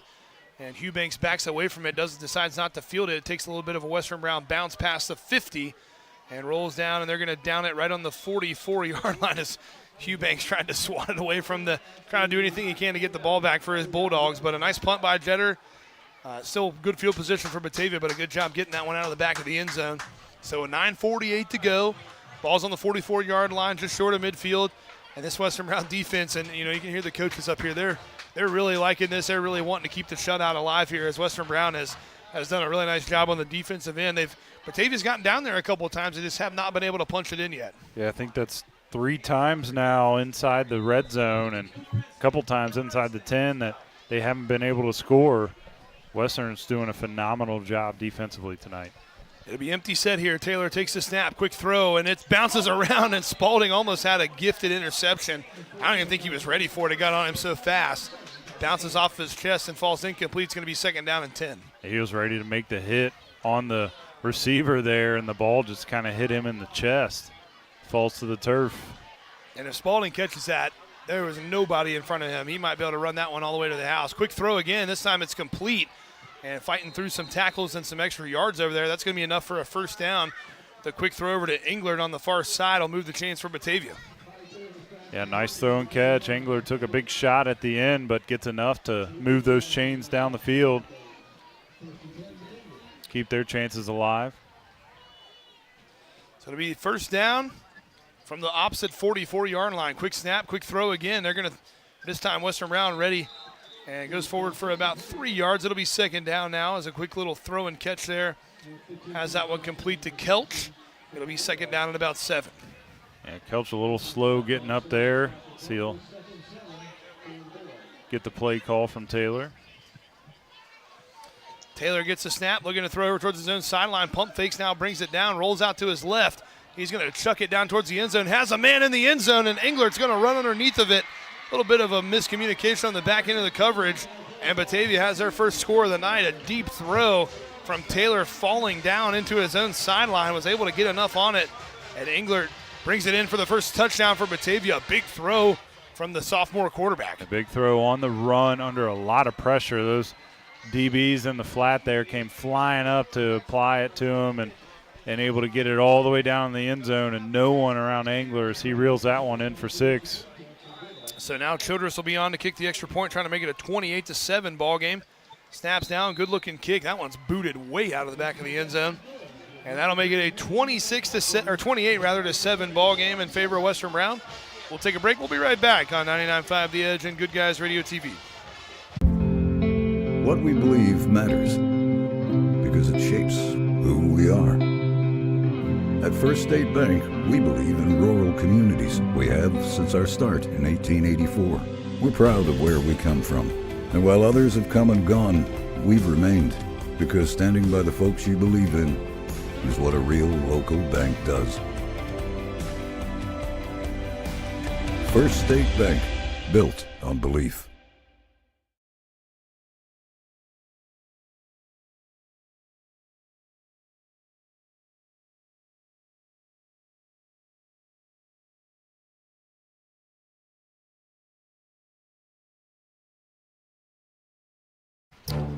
Welcome back in here. Batavia scored their first points of the night, making it a 28-7 ball game with 9:02 to go. And now it looks like Western Brown kind of anticipating an onside kick. It's actually Dion Bradford is the only man back deep for Western Brown. And now getting their kick return set up here is, again, Batavia trying to come back from behind. So have all 3 of their timeouts, a 3-score game now. And they're going to have to go for the onside kick as Childress pooches it up. The front line lets it go through, and they're able to fall on it. Western Brown able to gobble it up. I believe that was Dre Mitchell able to fall on it for Western Brown right around the 45-yard line. So good job on the kick team there to retain possession and make sure Batavia didn't steal one there. 9:01 to go. Western Brown still playing with a 3-score lead, and by no means are you you're still 9 minutes to go, all 3 of their timeouts. You're not in the, just trying to run the clock out phase quite yet. But I would expect to see a heavy dose of Morgan trying to keep the clock rolling, start making them think about using those timeouts here if they can get a couple of first downs. Yeah, definitely. You can't give them any extra timeouts in this ball game by getting off the field early or incompletion. So keep the ball on the ground. You've been doing a good job running the ball all night long. Really where they've struggled is kind of in the pass game tonight. So keeping it on the ground is going to be your friend in this situation with about 9 minutes left. So ball's on the 45-yard line. It'll be first down and 10. Bradford in the shotgun has Morgan back there with him. Bradford takes a snap, hands it to Morgan. Morgan bouncing it out to the left. Has some room up past midfield, gets slung down, but a penalty flag flies in from behind. And most likely going to be a holding call going against Western Brown. And that one right at the line of scrimmage. Make sure to stay tuned for the Cooper Tarvin Insurance Coaches Comment Show right after the game. We'll recap tonight's matchup with Coach Nick Osborne. So they're going to back them up 10 yards. It's going to be first down and 20 now. Back at the 35. So we'll try first down again after the holding call. But clock does continue to roll with 8:45 to go. So clock is in the favor of the Western Brown Broncos right now. And I think I just realized the helmets are matte black, but I kept looking out there at one and I kept thinking it looked weird. But a couple of Guardian caps on the Batavia side. We've seen some of those in the NFL recently, trying to prevent as many concussions as possible. They're going to run this one with Morgan. Goes off that right side. A couple of players get tangled up a little bit. And another nice tackle on the play there by Antoine Dabo. He'll go forward for a couple yards, going to bring up second down and long, rather. Yeah, not a lot going there. Looked like Smith got tangled up with one of the defensive linemen from Batavia, but Adam Pena there to kind of step in, break him up a little bit before the officials get involved. 8:05 to go. Again, Western Brown taking their time in between plays. No reason to be in a rush. Remember, 99.5 The Edge is your home for the Cincinnati Bengals. Listen in this Sunday, October 5th, as the Bengals will be hosting the Detroit Lions. Coverage begins around 3:30 p.m. with a kickoff at 4:25. A tough one for the Bengals as the powerful offense. 7:44 to go. Bradford takes the snap, hands it to Morgan, trying to find some room, bounces it back towards the middle now, gets driven back. And a couple of tacklers in on the play again. Dabo, we called his name quite a few times here tonight. He's in on that one as well. That goes for no gain. It's going to bring up a third down and 17. Yeah, third and long coming up now. This is very different than what we've seen from Coach Osborne in the past. Usually he's willing to kind of keep that foot on the gas, score as many points as possible, but situation-wise he kind of knows where they're at. They just gave up a score, 3-score game, and still plenty of time on this clock for Batavia if they turn it over quick. So he's wanting to utilize as much play clock as possible. Down to 7 minutes to go in the ball game now. 9 seconds on the play clock. Same formation here from Western Brown. 2 receivers on the right. And now it looks like Coach Osborne going to take a timeout here with 2 seconds left on the play clock. 6:55 to go in the ball game. But you said it. I mean, things are a little different when you're, looking for your first win of the season, I guess. And Coach Osborne, like you said, wants to use as much of that time as he can. Maybe if they can get some of these yards back, you run another decent amount of time off the clock before you have to punt the ball away. So, Batavia would get it with around 6 minutes left if you're not able to convert on a third down here if you decide to punt it. If they do get a big chunk, maybe he goes for it on fourth down just to keep the clock running. But, again, the time on Western Brown's side right now. Yeah, I think if they get anywhere around the 50 on this play, he may be willing to go for it in that situation. Just like you said, let a little more clock run off. They're probably going to get right around that 6-minute mark by the time that fourth down play would end. But we'll see here. They're running back on the field now, third and long coming up. So 6:55 to go in the game. Western Brown leads 28-7 over the Batavia Bulldogs. Western Brown trying to come away with their first win of the season. Had a really tough non-conference schedule and a tough game against Wilmington last week. Trying to come away with a big win here on a Friday night at home in early October. Bradford takes the snap. He's going to hand it to Morgan. Morgan on that right side has some room. Stiff arms a tackler. Now takes a big shot. And still going. Actually got out of a tackle. And, man, what a run by Justin Morgan. And he got all the way up past the 45. I think they're going to spot him on about the 46-yard line. So a tough run by Morgan. Looked like he's going to be stopped for about 4 or 5. Still going to be fourth and long. It looks like Western Brown, kind of deciding what they want to do. But a good run by Morgan. A really good run, made the most out of that. Like you said, maybe only about 4 yards looked like, but able to wiggle that foot free, go forward for another 5 or 6 yards, and kind of had Coach Osborne thinking about that one, it seemed like, but sends the punt unit out late. So Western Brown's going to have to punt it with just about 6 minutes to go as Jetter trots out. And they're going to have to get set. Only 5 seconds on the play clock. Took a little bit of time to decide what they were going to do. And now penalty flags fly out.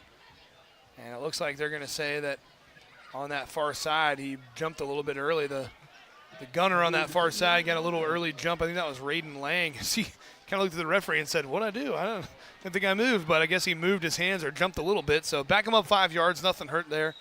They were going to punt it away anyways. So a little bit 4th and 14 now, so a little bit longer. But Jetter going to try to flip the field. They do have number 7, Eubanks, back to receive the punt. He's electric. If he gets it in his hands, anything can happen. Jetter may be willing to just punt this thing out of bounds and keep it out of his hands. Jetter ready for the snap. Low snap on the ground. He's able to scoop it up and now gets a punt away. His knee was down. But, yeah, when he went to pick it up, his knee was on the ground. So that's going to be a turnover on down. So a little bit of a blunder on special teams there. As, again, we saw Ty Spalding doing the punts early in the season, and Jetter just went down to try to get it. I think that was a little bit of nature there for Aiden Jetter. He's used to playing soccer goalie, and what would you do in a situation with the ball right there? You'd get down and make sure it doesn't get through you, and I think that's kind of what he did there, and unintentionally put the knee down while holding the ball. Got a pretty good punt off, even though it was not a great snap, but Batavia's going to take it over, 5:39 to go. Still all 3 timeouts inside the 30-yard line, so this one not quite over yet here at Western Brown. Taylor takes a snap, quick throw over the middle. It's going to be complete inside the 5, still fighting, and they're in for a touchdown. One play and a touchdown. Makai Taylor puts it up to Englert, and he takes it the rest of the way in a quick strike, and we are down to a 2-score game. This thing just got real interesting here at Western Brown. Yeah, more definitely going to see that onside kick again from Coach Stacy. The defense held strong on that series. Didn't have to use any of your 3 timeouts, too, so they still have all those in their pocket now, and it's a 2-score game. So now Childress on to kick the extra point for Batavia, trying to make it a 28-14 ball game. Good-looking kick from Childress is up and down the middle. So 28-14, Batavia trying to claw their way back into this thing. This one's not over yet. Don't go anywhere. We'll be right back on 99.5 The Edge and Good Guys Radio TV. Finding that missing shin guard. Remembering whether it's a home or away game. Getting the right kid to the right playing field on the right day. Why are simple things sometimes so complicated? Thankfully, with auto owners, insurance doesn't have to be one of them. We work with independent agents who keep insurance simple so you can worry about more important things. Like not being that fan. Oh, come on, ref. That's simple human sense. Your local auto owner's agent is Cooper Tarvin Insurance. Call 513-752-9960 or visit ctinsurance.net.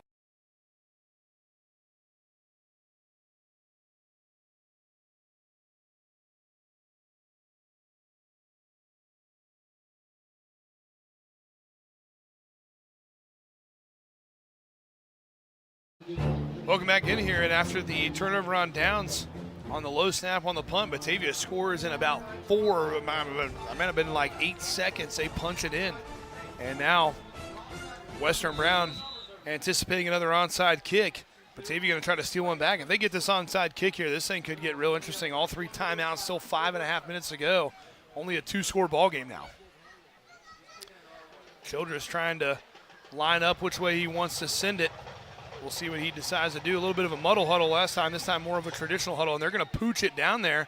And Bradford trying to come up, does a baseball slide and a little bit of fight for the ball, but Bradford does a nice job going up and getting his hands on that thing, as that was almost perfectly placed. Kind of did the little 60-degree pitching wedge type shot there and got it to come back towards their side a little bit. But Bradford does a nice job running up and putting a slide on it and avoiding disaster. And now Western Brown really going to have to try to get a couple first downs here and keep this drive alive to use some more time. Yeah, definitely get them to use those timeouts at least in this situation. If they can get it under, I think, 3.5 minutes for sure, that would be a successful drive from Coach O. But if you get 2 first downs, that's pretty much going to ice your ball game. So the Western Brown offense back out there with 5:32 to go on the 30-yard line. Again, Western Brown still has 2 of their timeouts remaining. Batavia still holding on to all 3 of theirs. I'm sure we'll see them start using those here pretty soon. If this thing gets down close to 3 minutes, going to have to start taking some timeouts and try to save as much time as you can. They're going to hand it off to Morgan. Morgan following some blocks on that right side. Runs into a big pile of bodies over there. Going to be taken down by multiple Bulldogs on the play. That one's going to go for no gain. It's going to bring up a 2nd down and 10. And nothing going. Batavia just kind of loading everyone in the box. And Batavia is going to call their first timeout. So Coach Stacy going to go ahead and start using those timeouts with 5:17 to go. And I think, maybe if Western Brown would have gotten 4 or 5 yards there, probably would have saved the timeout. But since they stuffed them for no gain, kind of thinking the same situation here. Maybe you can get off the field quick, try to get good field position and get down there and score one more time and try for another onside kick. Yeah, it's all situational. I mean, you get the big stop there. It's not sure when you want to utilize those timeouts, but you don't want to go to bed with them in your pocket. So he decides to use them here after that first down stuff, and they're going to play 9 guys in the box, only cover those receivers, do man-to-man. So we'll see if Coach Osborne maybe gets a little more aggressive in that situation, tries to maybe do a pop pass play action type thing, or just stick with the run game as he's done the last couple series. So it'll be 2nd and 10 with 5:17 to go. Ball still on the 30-yard line after the no gain on the first play. Bradford takes the snap, hands it to Morgan. Morgan trying to find some room up the middle, puts his head down. He is going to get a couple of positive yards, maybe 1. And they're going to go ahead and use their 2nd timeout here as Coach Wayne Stacy again electing to use these timeouts here kind of early. It's always a great debate, I feel like, with coaches in any sport, really. I mean, outside of baseball or softball, you don't really get a lot of timeouts and that sort of thing. But, with basketball and football and those kind of things, it's like, is it better to take them early and leave yourself plenty of time, or do you try to save them as much as you can for the very end when you're trying to drive the field at the last second? It's hindsight's always 20/20 in those situations. But I think Coach Stacy making the right call here, saving as much time as he can. They've gotten 2 really short plays, 1 no gain, this one only 2. Give yourself a chance at a punt situation with over 5 minutes to go if you can get a stop here.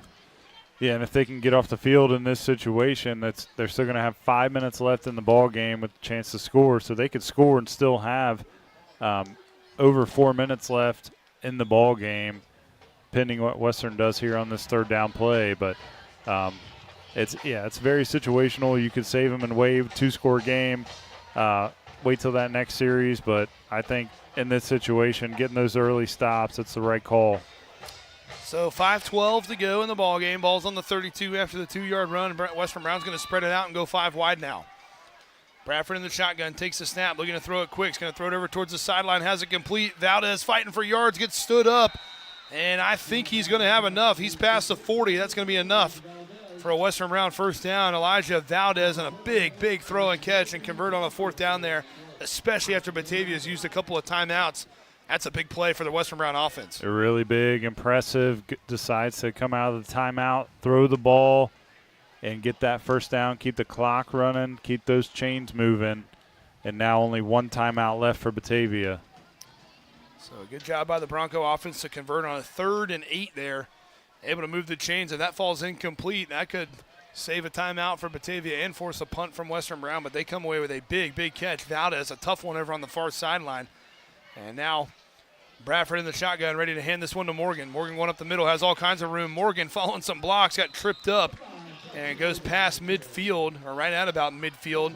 That's going to be a nice run. It's going to set up 2nd down and about 3. A really nice run after the first down.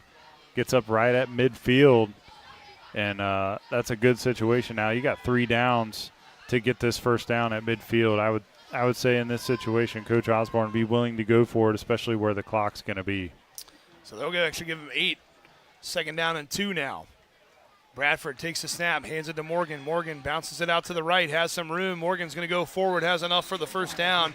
And that's going to move the chains again for Western Brown. And now time is really not on the side of the Bulldogs. They're going to have to hope for a turnover at this point with only 1 timeout left and under 4 to go in the ballgame. Western Brown moving it here. And another nice run, too. Initially got stopped up, but able to bounce outside, use that stiff arm, and pick up enough for that first down. Justin Morgan having himself a ball game. Just a reminder, this broadcast is for the private use of the 99.5 The Edge audience. Any other use of the descriptions or accounts of this game without the consent of 99.5 The Edge is prohibited. 3.5 minutes to go. Ball's on the 45-yard line in Batavia territory. Bradford in the shotgun, ready for the snap on the 50.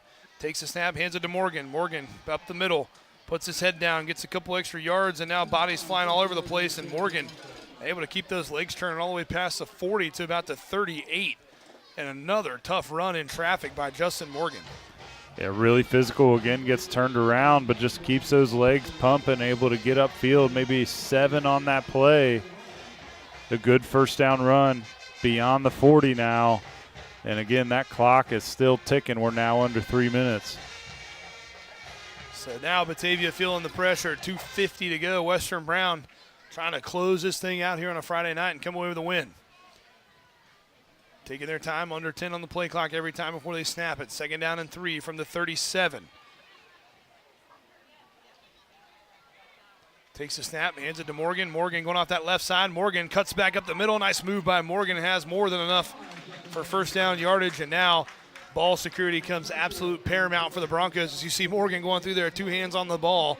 And another first down run by Justin Morgan. Yeah, nice jump cut there, too, to make the defender fall to the turf. That'll make the highlight reel. Gets upfield, picks up another crucial first down in this situation. And that clock now going to tick under 2 minutes with this play.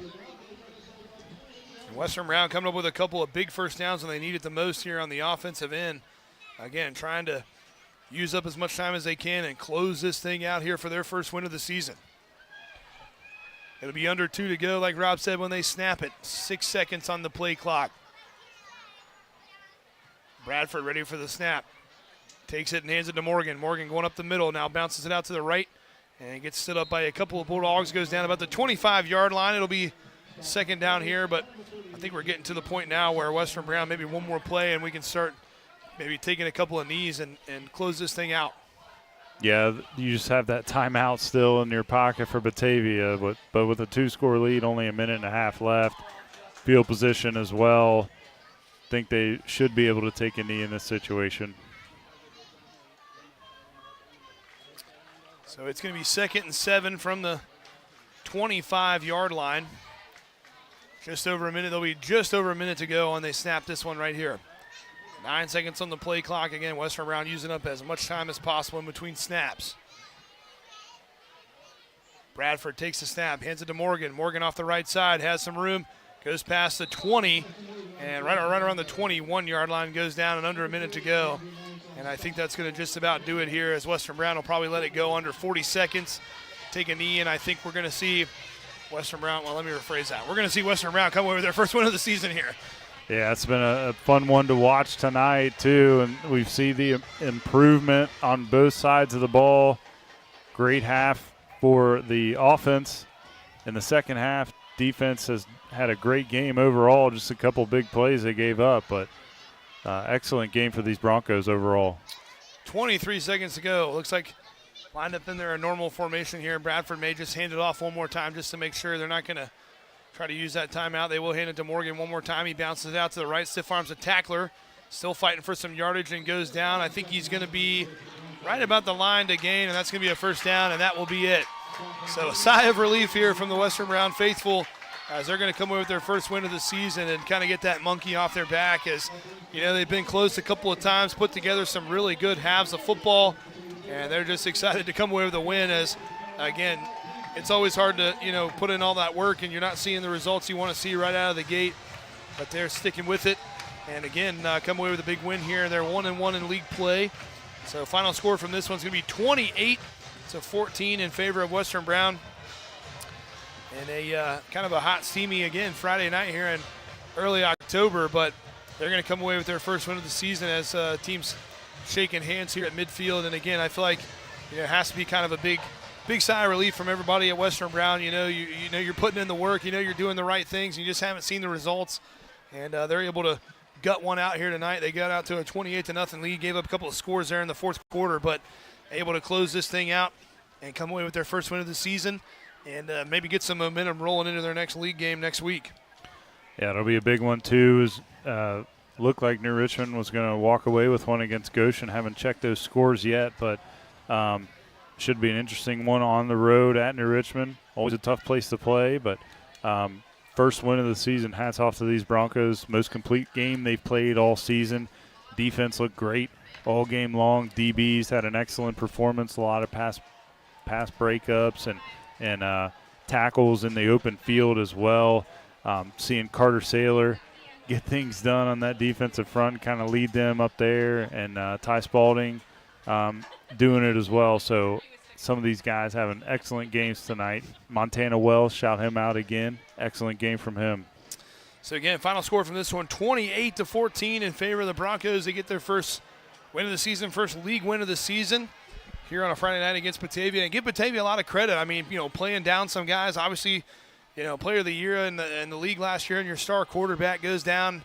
Always tough, to come back from. You've seen the Bengals go through it right now. When you lose your quarterback, that's tough sledding from there on out. And they put up a good fight, especially in that fourth quarter. They showed some life. Got a couple of turnovers, turned them over, got a couple of scores, and tried to fight their way back into this one. And again, they're going to, continue to do that as they go throughout the season. As I think Coach Osborne said that, Carson Harris, their starting quarterback, out for the year. I think a broken collarbone that he's going to miss the rest of the football season with. We'll see him on the basketball floor as he's a really good athlete for those Bulldogs. And, Eubanks just you got to give Dre Mitchell a lot of credit, too. Eubanks just really never kind of got it going. I mean, they struggled to get him the ball early. I think he had one catch there on that first drive quickly. And then he was kind of quiet for a while. I mean, they tried to get the ball in his hands. Western Brown did a really nice job keeping away from him on the kickoffs and the punts as well. He just really couldn't get his momentum going. And I think that was probably, part of the plan on the Broncos' part, because he is a special athlete. And, when he gets rolling, that's a freight train that's hard to stop. So good job by the Western Brown defense on Eubanks as well. And, again, I know the coaches up here, they were really wanting that shutout, but at the end of the day, I think the defensive coaching staff is going to be really happy with that performance. Yeah, you got to be happy getting the win and really finishing that game, too. There was a lot of time left and the offense got the ball, but they went into that 4-minute chewed up as much clock as they could, didn't have the best start to the drive. As we saw Coach Stacy call a couple timeouts, they get the third down conversion, and then Coach Stacy goes down with that timeout still in his pocket as Western's able to convert 2 or 3 more first downs on that series. So great performance from them to finish that one off. And, again, this defense, excellent game overall. And, again, the Bronco faithful, the cheerleaders in the student section down there celebrating in front of the band with a fight song. And Coach Osborne and the coaching staff just kind of standing back, letting them take one in here. They've earned themselves a win here on a Friday night. Again, 28-14 final score. We're going to take a break. We'll be back with more of our postgame show right after this on 99.5 The Edge and Good Guys Radio TV. Our business is helping you grow. We're Baxter Tractor. We take care of you like family. We've been growing since 1946. As your Kubota dealer, our focus is to help you grow today and into the future. Stop by one of our locations today, visit with our folks, and see our entire lineup of Kubota products. Our business is helping you grow. Baxter Tractor. Hey, sports fan! Did you know the OHSAA is among the national leaders in social media?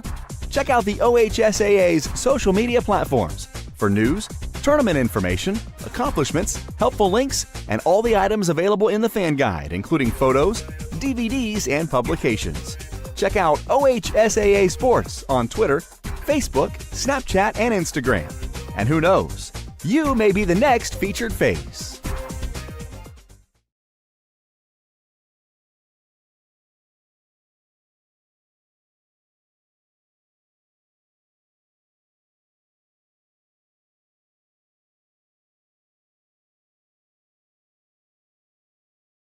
Welcome back in here to Western Brown. Again, the Broncos come away with their first win of the season, 28-14 over league rival Batavia. And it looks like Coach Osborne making his way up here. Some close games across the league. Rob's getting some of those scores for you. But, again, a hard-fought battle, kind of a defensive battle, a little bit of a slower pace for the Western Brown offense. 7-0 at halftime, and then in that third quarter, Western Brown really exploded, turned some turnovers into points, had some things go their way. They're able to extend it out. And they're able to close one out here and get their first win of the season, 28-14 over Batavia. Going to try to keep this momentum rolling into the next week as they go on the road. Always a tough environment down there in New Richmond. Rob knows a little bit about that. We won't we won't go into the old Western Brown Lion Bronco rivalry that used to go on between Rob and some of the football players out there, but should be another really good one next Friday. On the road again at New Richmond. We'll have that one on 99.5 for you. And, I think, like I said, I think it just has to be a big sigh of relief for Western Brown as they're able to hold that one out and come away with their first win. So Coach Osborne's coming up here. We're going to take another short break, and we'll have our Cooper Tarvin Insurance Coaches Comment Show right after this on 99.5 The Edge. Hey, sports fan! Did you know the OHSAA is among the national leaders in social media? Check out the OHSAA's social media platforms for news, tournament information, accomplishments, helpful links, and all the items available in the fan guide, including photos, DVDs, and publications. Check out OHSAA Sports on Twitter, Facebook, Snapchat, and Instagram. And who knows, you may be the next featured face. C103 99.5 The Edge and Good Guys Radio TV are your source for everything local. From Shack basketball Shot by Osborne, 3 on the buzzer! to Shack baseball. Wells is going to drive. He makes it. He's safe. Western Brown football. Throws it towards the end zone, and it's complete. To Shack volleyball. Hatton for the kill. It's good. Local fairs, festivals, and more. Ire to the finish line. Crosses the line to get the victory. Never miss a moment with C103 99.5 The Edge and Good Guys Radio TV. Your plan is ready. It's time to build. At CMT Components, we design and manufacture quality building materials for your custom job. If you need metal panels and trim, trusses, or even a complete pole barn package, we do it all, including delivering right to your job site. To get started, call us at 937-446-3400. You can also check us out online or stop by our office in Sardinia, Ohio to discuss your plans today. Let's get building.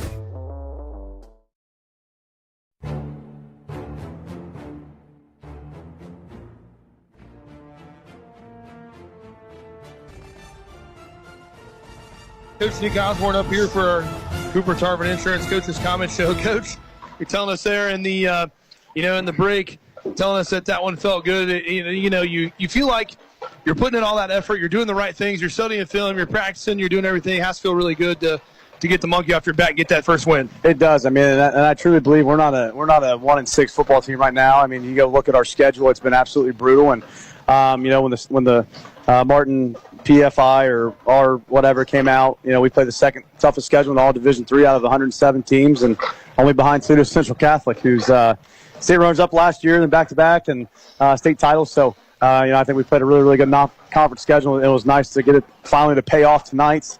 And then, hopefully get one next week and play for the league title up here at Clinton Massey here in a couple weeks. And, you kind of, losing, you hate to lose, but you love to win, especially after what we've been through and seeing just the enjoyment in our kids' face. And it's the excitement's back. And, we got to keep that going until next week. It was a fun one to watch. Played with the lead the entire game. Do you feel like this was your first complete game of the season? No, I do not, especially offensively. Only 7 points in the first half and scored 21 in the second half. We just missed so many things. Dion was off on a couple deep balls early and in the second half. Timing's a little bit off. Third quarter we didn't run the ball very well. I think we killed ourselves in a lot of situations. But, again, we got some young guys in some situations. But, it was great to have a little 6-minute drive there at the end, get the huge third down and, win the game. Well, and you were talking to us there in the break about Dre Mitchell, the job he did on Marcus Eubanks.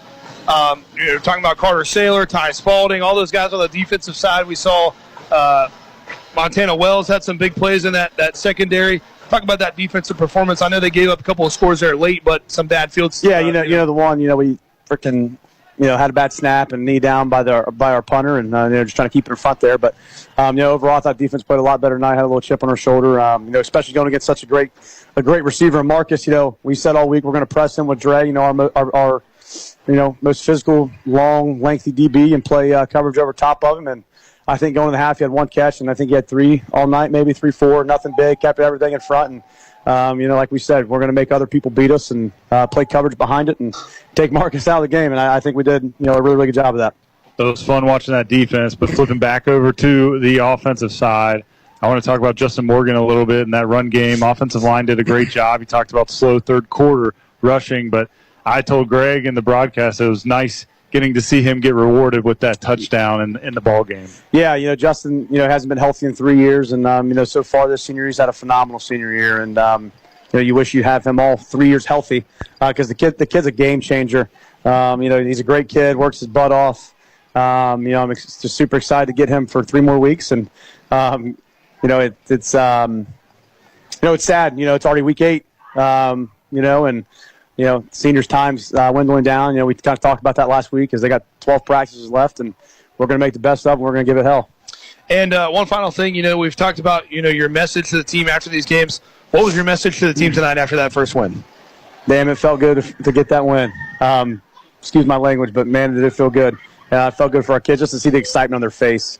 That's what you coach for, is the excitement for those kids, and the hard work that they put in. To see it finally get rewarded and go their way for once. You watch this game. There were so many breaks that went our way, and previously, we never caught a break ever throughout the whole year. So it was good to see that. Well, Coach, we appreciate your time, and we'll be talking to you next week, and another big one at New Richmond next week. Awesome. I appreciate it, guys. See you. All right, we're going to take another short break, and we'll be back to do our player of the game and some final stats here from Western Brown. We'll be right back on 99.5 The Edge and Good Guys Radio TV.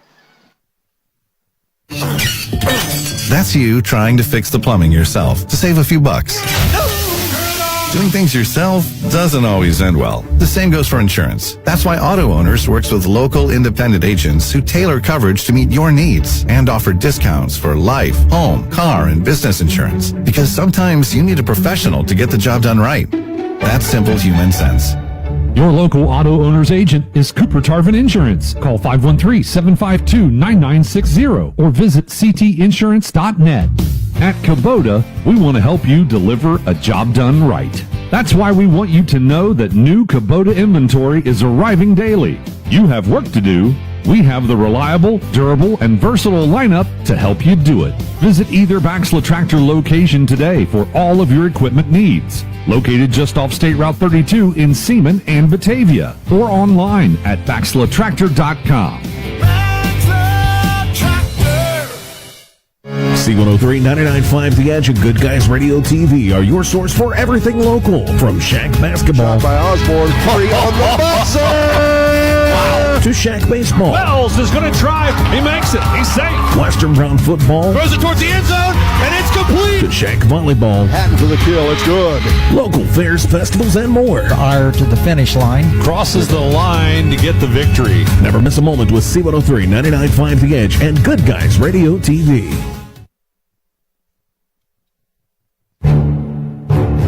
Which Bronco had a standout performance in tonight's game? Stay tuned. We'll name the player of the game right after this.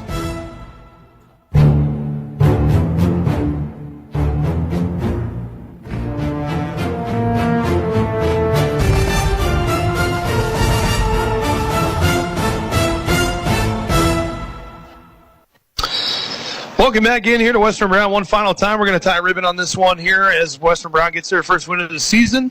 They defeat Batavia 28-14. We're going to do our player of the game, and we talked with Coach Osborne. We gave it to Dre Mitchell a couple weeks ago. He talked about his performance and how good of a job he did against Hugh Banks, their star receiver on the other side.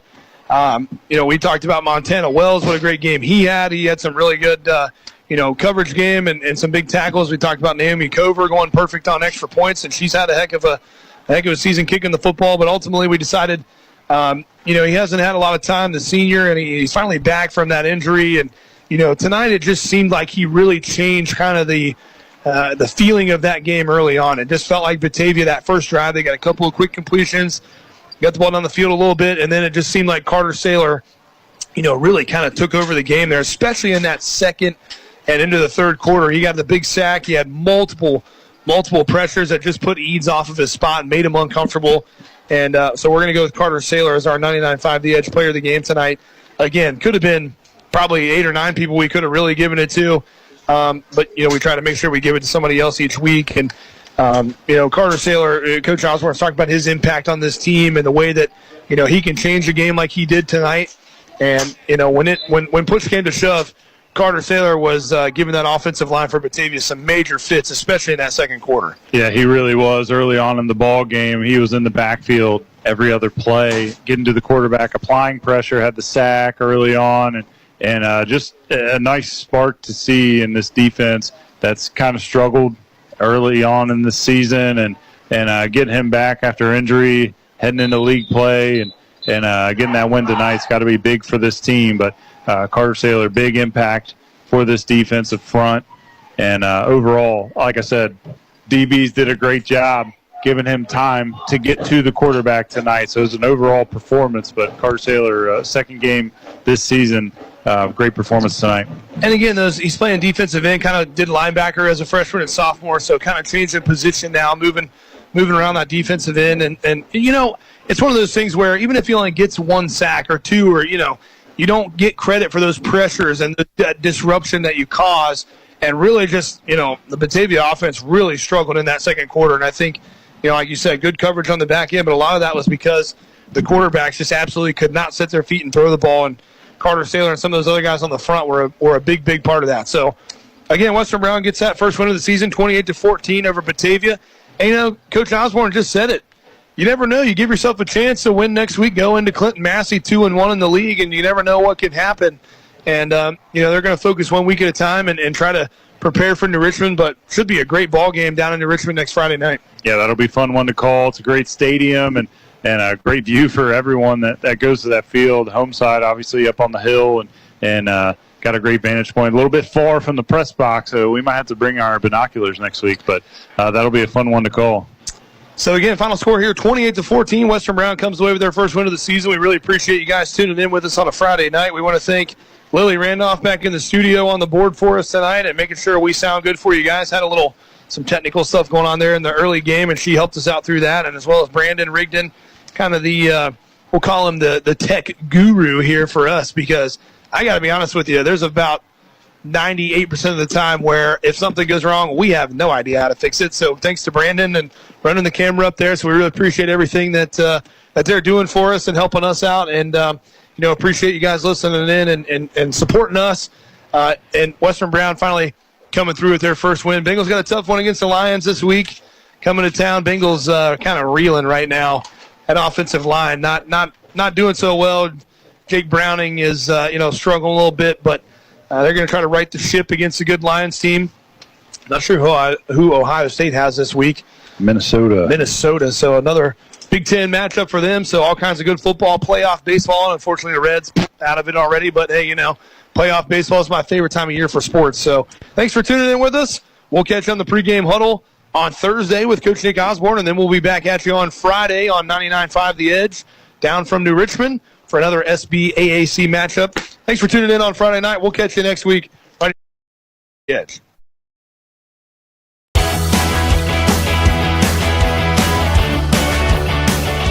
Thank you for tuning in. Rewatch this video and many more on demand at goodguysradiotv.com.